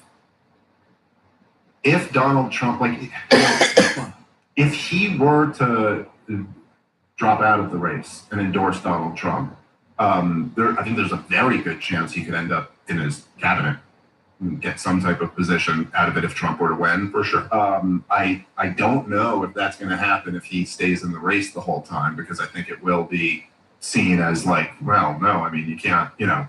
Diminishing returns, for sure. Yeah, I mean, you just can't do that and then expect the guy to give you a position. Do you think if Bobby Kennedy endorsed Trump, which is possible, I would say, it is possible, do you think that would push Trump over the line? Would that meaningfully help? Most endorsements don't. Would that make a difference? It might. I don't know. It's hard to tell what endorsement. If your endorsements actually do anything. It's not. It's just in general in life. It's not like, you see like Obama and Donald Trump, who were two of the most successful political figures in the last, the most successful political figures in the last, 15 years or so, and it's not as if their endorsements seem to carry that much weight. No. It's not it's not transferable like that. In the same sense that like I love your show. You were the only guy on cable news who I always watched, and I love watching your show on your new network. If you were like, hey, you got to check out this guy, someone else, so you got to check out their show, that would certainly get me to check it out. But it's not as if that's a guarantee that I'll love it. I'll check it out, and if I like it, then I'll keep watching. It's just, you can't just transfer the thing that people like about you onto other people. I've never said a bad word about Rogan. I genuinely like him as a person. I think his show made such a massive difference in the media landscape in American history. I'm not taking ayahuasca. Right. Do you know what I mean? It's like nothing. I love Rogan. I'm not taking ayahuasca. Yeah, it's like it just doesn't work that way. And so I do wonder, I really don't know the answer, but is it Bobby Kennedy, if he were to drop out and endorse Trump at this point, don't people kind of already know they had the option to support Donald Trump? Yeah. And if they're still not supporting Donald Trump, there's probably a meaningful reason why. And one of the things that, is, I think, probably the reason why none of them will agree to have Bobby in any of these debates, is because if they were to, then the topic of Trump's handling of COVID would have to come up. And Donald Trump is kind of lucky in a situation like there's always this dynamic in some issues between Democrats and Republicans. So for example, when Barack Obama was president, all of the Republicans at that point, their criticism of him was that he was too soft on foreign policy. He won't even say radical Islamic jihad, and dumb Marco Rubio, points like this. And so then he totally gets off the hook for his very aggressive foreign policy and the war in Libya and Syria and Yemen and all these wars that he started, by the way, all on the side of Al-Qaeda. And no one ever gave him any pushback from that. Like he never got held accountable or had to answer for any of that, because the Republican talking point was he's weak on defense and we're tough on defense. And likewise with COVID, because the Democrats' whole narrative the whole time was that he's not reacting enough, no one ever really gives Trump a hard time. I guess DeSantis tried to a little bit when he ran against him, but it just fell flat. It's interesting. I mean, if you just pull the, not to disrupt the flow here, but if you pull the thread a little bit on why were we aligned with Al-Qaeda? Oh, yeah. Because they're not Shiites. That's why, because they're not backed by Iran. And I've got to say, I'm hardly an expert on Islam, to put it mildly. I'm a Protestant Christian. However, spending a lot of time around the world, the Shiites are pretty sophisticated, actually. And I do think that our portrait of what your average Shiite is like is totally wrong, completely wrong.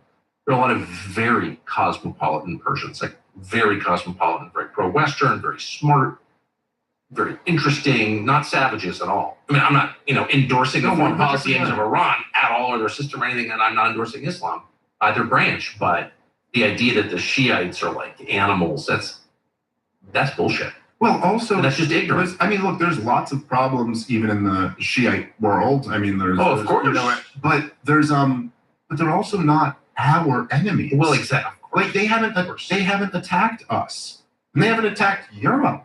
I mean, even the Houthis. I was taught as a child to hate the Houthis. It's also freaking insane. Of course, I never heard of the Houthis till about 20 minutes ago, and they became our historic enemy. I think essentially what happened, right? Because you think it's like really Al-Qaeda and ISIS are the two terrorist groups that have actually hit the United States of America and Europe, and you know what I mean, like committed acts of terror against them. Both were armed and funded by the West at different points. And that's pretty appalling when you think about it. But really, I mean, what happened is, and I don't know exactly how much of this was the propaganda or how much of it was genuinely believed by people who were pushing it. But certainly the stated propaganda, which was stated when Benjamin Netanyahu testified in 2002 in front of Congress as a regional expert, and explained how if you overthrow Saddam Hussein, democracy will sweep the region. This will put pressure on Iran, and then they will have less influence on the region. And a lot of these neoconservatives seemed to actually believe this. Now, I don't know if they did. It seems to me like some of them actually did. It's the dumbest thing in the freaking world to think you would have believed there. You had in Iraq, where you have a Shiite majority that is held down by a Sunni minority, that if you overthrow that government and install the democracy, which means the Shiites, right? Like, because they're 60% of the country, so they win, that this will hurt Iran was insane. And anyway, so what ended up happening after the Iraq war, after we toppled Saddam Hussein, was that Iran got drastically more influence in the region. Now, it's possible that people like Dick Cheney and Benjamin Netanyahu and them kind of knew that was going to happen. And then they were like, well, then we'll just topple Iran next. So it'll all be fine. I don't know exactly. But there's no question. And there was a piece, I believe it was in the New Yorker, called The Redirect in either 2006 or 2007, where basically what was decided was that now that Iraq backfired so much, and Iran has so much more power in the region, that now we got to go take the Shiites down a peg. And this is really what was behind the attempt to overthrow Bashar al-Assad.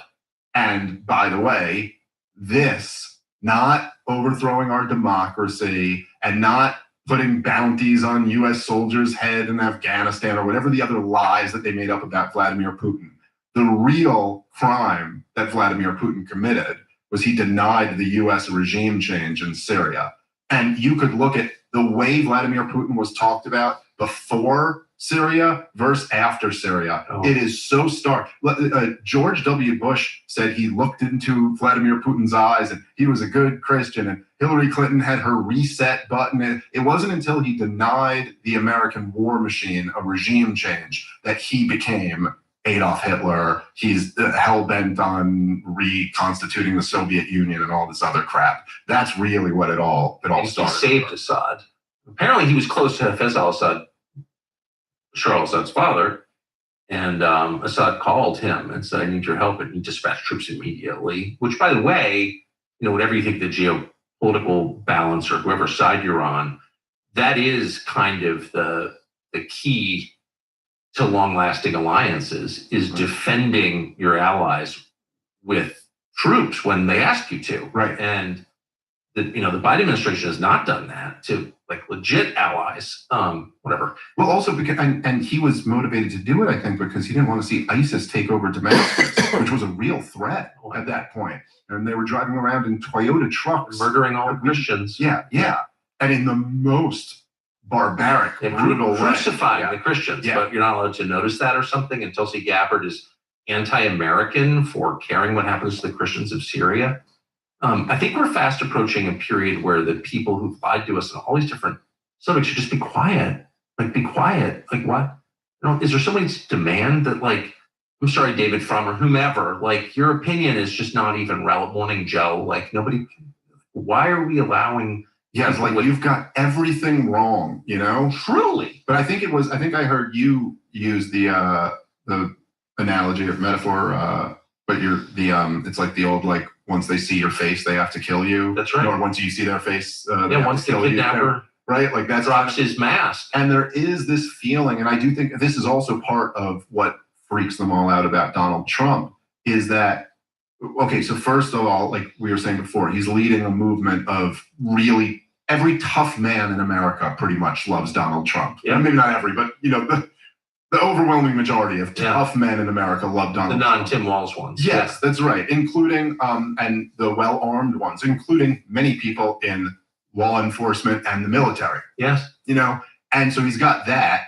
Then he's running a campaign that is very specifically pointing a finger at DC and saying, these guys screwed you over. And he's also like a wild man. He can't control what he says. It's the most charming and frustrating part of Donald Trump. You know what I mean? Even if he wanted to, he couldn't control himself. You know what I mean? He's going to say it. It's going to come out of his mouth. And then he's saying things on the campaign trail in 2016, and he says it in this kind of sloppy Trumpian way, but he would be like, Obama created ISIS. Obama did that, which is not exactly true, but there's a lot of truth to it. Yes. It's well, no, he did, but he did knowingly fund and arm them. And that is treason, literal treason. That is exactly what treason is. Especially if he wasn't doing it on behalf of the United States. Well, right. Exactly. And so now, if you imagine, okay, now this wasn't just Obama who did this. I mean, this was Brennan in Operation Timber Sycamore, right? This was the plan. And John Kerry's even on tape talking about how they saw ISIS was getting the weapons and stuff, but they were hey, we'll just keep promoting this myth of the moderate rebels. So ridiculous. And then that'll put pressure on Assad to step down. So this is how we're going to get our regime change war. And then ISIS went and invaded Iraq. They weren't supposed to do that. And then Obama had to go back into Iraq to kick them out. But the point is that this is actual treason. Arming, giving material aid and comfort to the enemy. Al-Qaeda in Iraq and in Syria is getting weapons from America. That is treason. And now you got this guy who's essentially calling you out for treason, who might be the president of the United States of America. The punishment for treason is the death penalty. And I do think, I think Donald Trump himself didn't even realize what enemies you're making when you say so, and how much power they have. Who's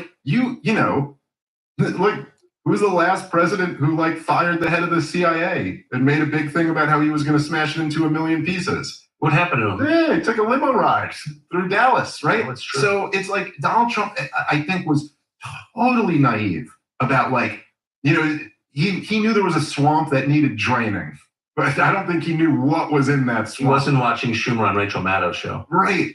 And I do think, being in the world of business gave him a lot of correct instincts. But it's like, no, man, there's just nothing like this. Government isn't the business world. Government is the criminal organization world, which, maybe he probably had a little bit of experience in. Sure. In a real estate. The painters union or whatever. Yeah. No, but, running casinos and stuff like that, I'm sure he's kind of been around, but not like this, man. That's nothing compared. You're talking about the CIA. That is a whole different. Right. These are not paving contracts. Right. This is control of the world. Yeah. And so there was just all of this, got this tremendous reaction, and he's still dealing with that. I'm a little bit confused that for 2 years we were told that the vanguard of the fight for democracy was unfolding in Eastern Ukraine. It mattered much more than anything in our stupid, meaningless lives here in the United States. And that's why all good people wore the blue and yellow lapel pin and put little flags in front of their houses in Napa and all that. And then one day we just stopped hearing anything about Ukraine. What was that? Well, I mean, it was all built off lies. And it's been a disaster, like all of these wars, and it's not gone it all the way it was supposed to. I mean, remember, there was a period where Joe Biden, at the very beginning of the war, was just with sanctions. We're going to defeat Russia. We're going to destroy the ruble and, make everyone in Russia poor, and that'll be so great. And we wouldn't even have to send in weapons. Then we had to, and just all the lies. Ukraine's winning, Ghost of Kiev, all, these crazy, just obvious lies. And so ultimately, you're at a point where, you don't really want to talk about that because there's nothing you can point to and brag about. But isn't it crazy? I did a debate on this topic on Breaking Points. That's which is a great show. And with Crystal and Sagar. Yeah, I know Sagar well. Yeah. Oh, that's right. He used to work for you, right? Yes. Yeah. No, he's great. I love guy. that. Yeah, I do. But so I was on, I did a debate on that show, and I was kind of like talking about how it is crazy for all these people who have like the Ukrainian flags, and we care so much about Ukraine and all of this stuff. It's like, do you recognize that we hold all the chips? Like the United States of America holds all of the chips. We could get this war to stop in almost any way we wanted to, if we want to just play our ultimate trump card, which is that we'll leave NATO. I mean, there's no reason for us to be in NATO anyway. It hurts America. It totally makes no sense. It's, I know. I know you've talked about it a bunch. Like, it's like this was started after World War II because Europe had been totally destroyed. America was like the only advanced, country that was like left standing and hadn't had their homeland, wrecked by the thing.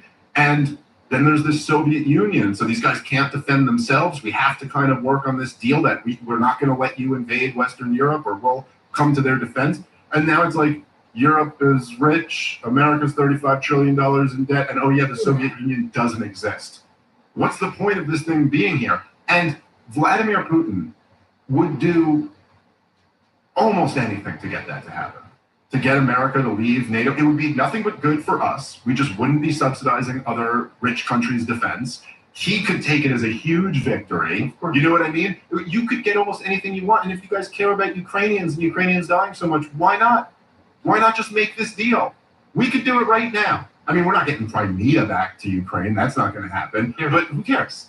You know what I mean? You could get you could get the end to the war immediately if you were to do this. You know how many jobs now occupied by people with no skills whatsoever, totally pointless people, pure parasites on our economy and culture, would be lost if we get rid of NATO? Yeah, well, that's the problem. Really. That's 100% the problem. That's the issue. It's why they get rid of the energy department, the education department. I mean, they serve no purpose other than self-perpetuation. They've made all of those areas much worse, of course, than they were. Right? It's like unbelievable. I mean, like the state of education in America. What, did it get a lot better since Jimmy Carter created the Department of Education? That's what. And of course, it's because this model doesn't work. It should have been the one lesson of the 20th century. That model doesn't work. Centralized control does not work. This is why all of those countries failed and continue to fail everywhere it's tried. And now we're doing it, and we're failing. Because it benefits the few. So let me circle back to the beginning of the conversation here at the end. you haven't been here in 2.5 months, maybe. Mm-hmm. A lot has changed. All of your kind of core suspicions have been confirmed, I think, by the assassination attempt and the subsequent coup. Where does that leave you? Like, we just spent a couple hours talking about how bad things are and about all the signs that they're ominous signs that they're about to get much worse. Does that make you feel afraid, hopeful, excited, combination?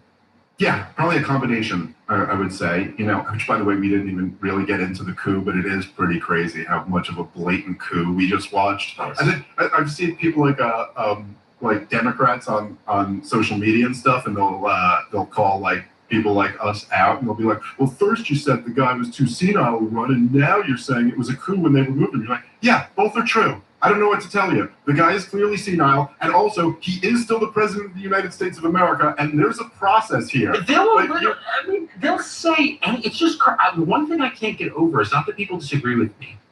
I assume people are always going to disagree with me. I'm often wrong, so it's like it's okay to disagree with me. What I can never metabolize, accept, deal with is people's willingness to just say anything. You just like move because it's expedient. Yeah. The capacity for lying among certain people just blows my mind. You tell Joe Scarborough, you got to say this because there's some material advantage to you. He will say it no matter what it is, and they're all that way. It's like, how would you describe threatening a man until he agrees not to run for president again, and then installing somebody without a vote? Like, that's a coup. And by the way, it's totally unclear. And I would say, I mean, we don't know for sure, but I would say like the high likelihood is that he didn't ever agree to it until after the letter was out. I mean, look, it is so, you cannot overstate how bizarre it is that a few weeks before the Democratic convention, when Joe Biden had already gone through a couple weeks of all these calls for him to step down, at every single turn said, "No, I've made up my mind. I am not stepping down. It's me versus Trump, so get used to it. I beat him last time and I'll beat him again this time." That morning, the morning that the letter comes out, was Sunday. His surrogates are going on the Sunday talk shows and saying, "Enough with like this." Like an hour before the letter They comes go, out. "Enough of this. He's made up his mind. He's running." Even after Pelosi and Schumer meet with him, even after the 90 million or whatever is held back from his kid, he's like, "No, I'm gonna." And then you're telling me the sitting president of the United States of America, a few weeks before the convention, is announcing that he won't be seeking re-election. And this is not done in an address to the nation.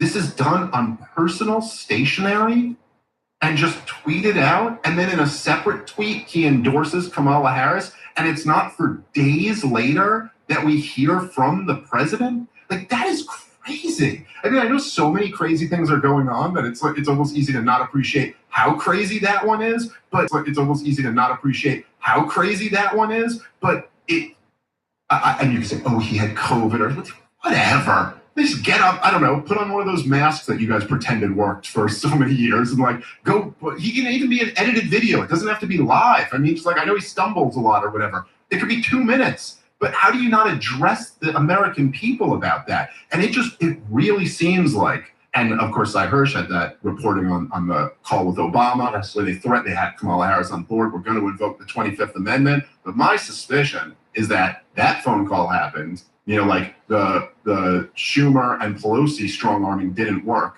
Obama comes in, "We're going to remove you from office. Yep. This will be your legacy." And then the letter is tweeted out already, and it's presented as a fait accompli to him. It's all over, and then eventually he goes, "I have." But what does it say? I mean, if the sitting president of the United States, purportedly the most powerful man in the world, doesn't have enough power to run again for the job he currently holds, he's not allowed to. None of it's real. The presidency is not real. Yeah. The president doesn't hold the power. I mean, they just showed us that. Yep. So it's then, how do you, I mean, people are not thinking this through. Our system is voluntary. All systems are. How do they expect us to accept the election results, abide by those results, pay our taxes?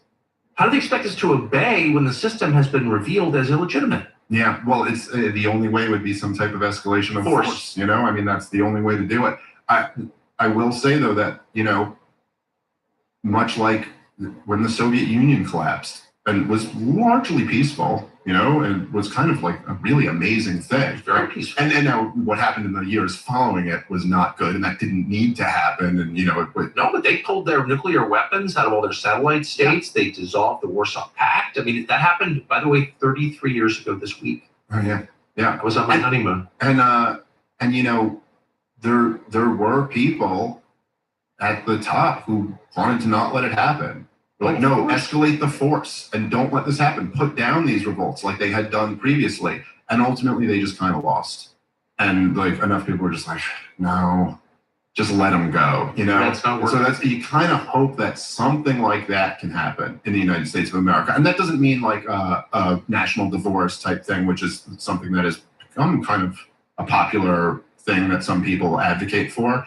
But it does mean some type of like decentralization of power, and Washington just having much less power than it currently does have. I think that it is, and I said this to you last time, it's the great case for optimism, is that all of this government tyranny relies on propaganda, and the propaganda is being broken at an unbelievable rate. Things that would have seemed unimaginable very recently in my adult lifetime, like not, generations ago, but just years ago. And we're seeing that now. And people are waking up in a very profound way. I mean, it really is, it is all fake. And more people are aware of that. If you zoom out and go like from my mother's, when my mother was my age to me being this age, it is unbelievable how much more people understand that this is all fake. And you're right. Propaganda is the key. I mean, Joseph Goebbels, not to make everything a Nazi reference, but it was 5'4", crippled, never fired a gun in his life except into his own head in the end, never commanded an army. Yeah. He was the political chief of Berlin, but he was the propaganda chief. And therefore, he was the pivotal person in the Nazi government. He was, because he was in charge of people's brains. And so that you cannot, and I'm not comparing anyone to the Nazis. I hate Nazi references in general, but that's just true. Right. Propaganda is kind of everything, actually. Yeah, and that it's the most powerful thing to control. It's more powerful than controlling the laws or the money or the military. That is absolutely right. You control what people think, and you control narratives. And it's amazing. I mean, look, it's still very effective. Oh, I know. It's not nearly as effective as it once was. But it is still there, and you see that like when people get taken over by the propaganda, it's such a bizarre thing. I mean, it's like talking to someone and there's no soul there when they just repeat back the propaganda to you or something. Like, January 6th was an insurrection. You're like, I'm not having a conversation with you. I'm having a conversation with like what Don Lemon convinced you're supposed to believe. You know people who've fallen for that? Yes. Yeah, I mean, no one in like my close circle or anything like that. But what do you think? I know I'm so far afield again, but I don't know the answer to this. What distinguishes someone who falls for the crudest kind of propaganda, January 6th was an insurrection, Don Lemon's smart, whatever the lie is, from you? Some of these people are smart. I mean, it's not just an IQ difference. Oh, no. It's not an IQ difference. Oh, I know. There's people far smarter than me who fall for it. Oh, me too. Yeah, no question about that. So what is it? I don't completely know. I think there's something about it's like human beings we're pack animals, and that's like very at the core of us. Yes. You stay within the pack because like out here is death. Yes. If I'm like, so like stay in here, right? Yeah. And there's a personality type that certain people have. It's not, again, it is not about being left or right. It's not at all. But there's something where people have, like there's people who, like, I disagree with on a lot of issues, but like Alex Berenson is very willing to go outside the path. I totally He's agree. like, okay, you want to like have all these arrows come at me? Okay, fine. Glenn Greenwald is very willing to do that. I think you're very willing to do that. Berenson's such a great example because I really like Berenson. I text him all the time. But I just absolutely disagree with him on a lot of issues. But I will never during stop. COVID, he was so great. I mean, his Substack was like a cathartic to read. I totally during COVID. agree. And he is smart. Berenson's smart. He's a good reporter. I think he's a really nice guy. But really, his indispensable quality was bravery. Yeah, that's right. That's what makes it different. That's it. Because look, I mean, like he was in. Yeah. You were in, and you're in the New York Times. You're in all this, and you're going to risk all of that just to be right about something. You know, I mean, like it doesn't even make sense when I say it out loud. You're like, why would you do that? It's a terrible calculation. No, it's totally true. But there are some people who just do kind of get. So that's But when you, so many of the people who, and this is something I don't say this like attacking right wing America. It's something like to be humble about. But like in 2002. In the run up to the war in Iraq, so many of these people who are like great now about seeing through all of this just knew it as a certainty that like obviously Saddam Hussein has nuclear weapons and he clearly was involved in 9/11 and like he's gonna hand these nukes that he doesn't have off to the terrorists he's not friends with and they're gonna nuke Kansas unless you go support overthrowing him. They just knew that. As a matter of fact, and essentially, what are you, some type of wimp if you don't agree with them on that? Totally true. And they didn't even kind of realize that they were doing the exact same thing as some 20-year-old who tells you about climate change. Totally You're right. just repeating lies that someone else put into your head. Like you are a puppet right now. You know what I mean? And you don't even realize it. And so, but it was like, I don't know. That was the culture they were in. That was the world they were in. They saw these towers get hit, and what are you, a pussy? No, you were going to go do something about that. And so it's people play people's sense of identity is very important to them. I remember, one time I was I have a younger brother who's much younger than me. He's 13 years younger than me from my mother's second marriage, and he's great, unbelievable kid. I love him to death. And so he was, I think he was 3 years old. So I was 16. And I was watching a Knicks game. I'll never forget this 3-year-old kid. And he comes over to me and he was like asking about it. And I was like, here, come watch the game with me. And so we're sitting on the couch. He's 3. We're watching a Knicks game. And he looked at me and he went, well, which one is me? And I was like, what do you mean, which one is you? I was like, oh, we're rooting for the team in the blue shirts. And then he kind of accepted that. Like, okay, but I just remember always thinking there's like this, it's like so profound that that's what's in us. It's like, okay, you want me to like get into this like kind of it's totally projected different. Abstraction. So who am I? What defines me? Like, that's so important to people. It's like right at the core of everything. It's like, who am I as a person? Like, what's my identity? And I think that for like, look, you saw this with like broadly speaking, like liberal America. Well, during COVID, it's like their identity, their whole identity is that they're the scientific people. You know, you guys are the backwards rubes who believe in superstition and religion, but we believe in science and reason and this is what makes us better. That's their identity. So once you tell them that, it's like, well, the science says this.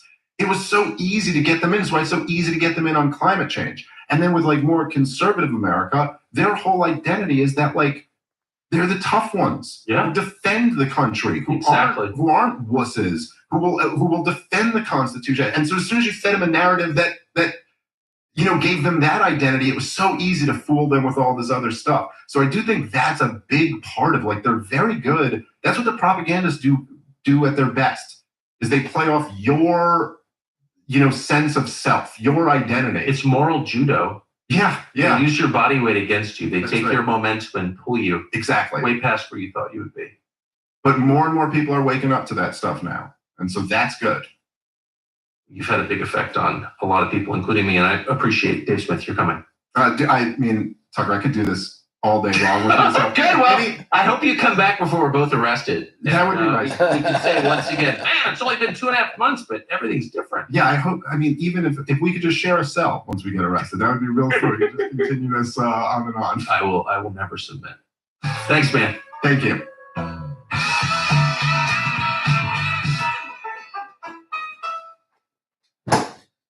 Well, there's a lot there. They talked about a little bit of everything. They talked about COVID. They talked about Tim Walz. They talked about 9/11. They talked about the vax, COVID. So there was a lot there. The assassination. And how that's been memory hold now. And, that was the interesting thing in the interview with Donald Trump last night on Elon. He didn't really, he said he wasn't going to talk about it again, but he did. And, he still doesn't hold the Secret Service responsible.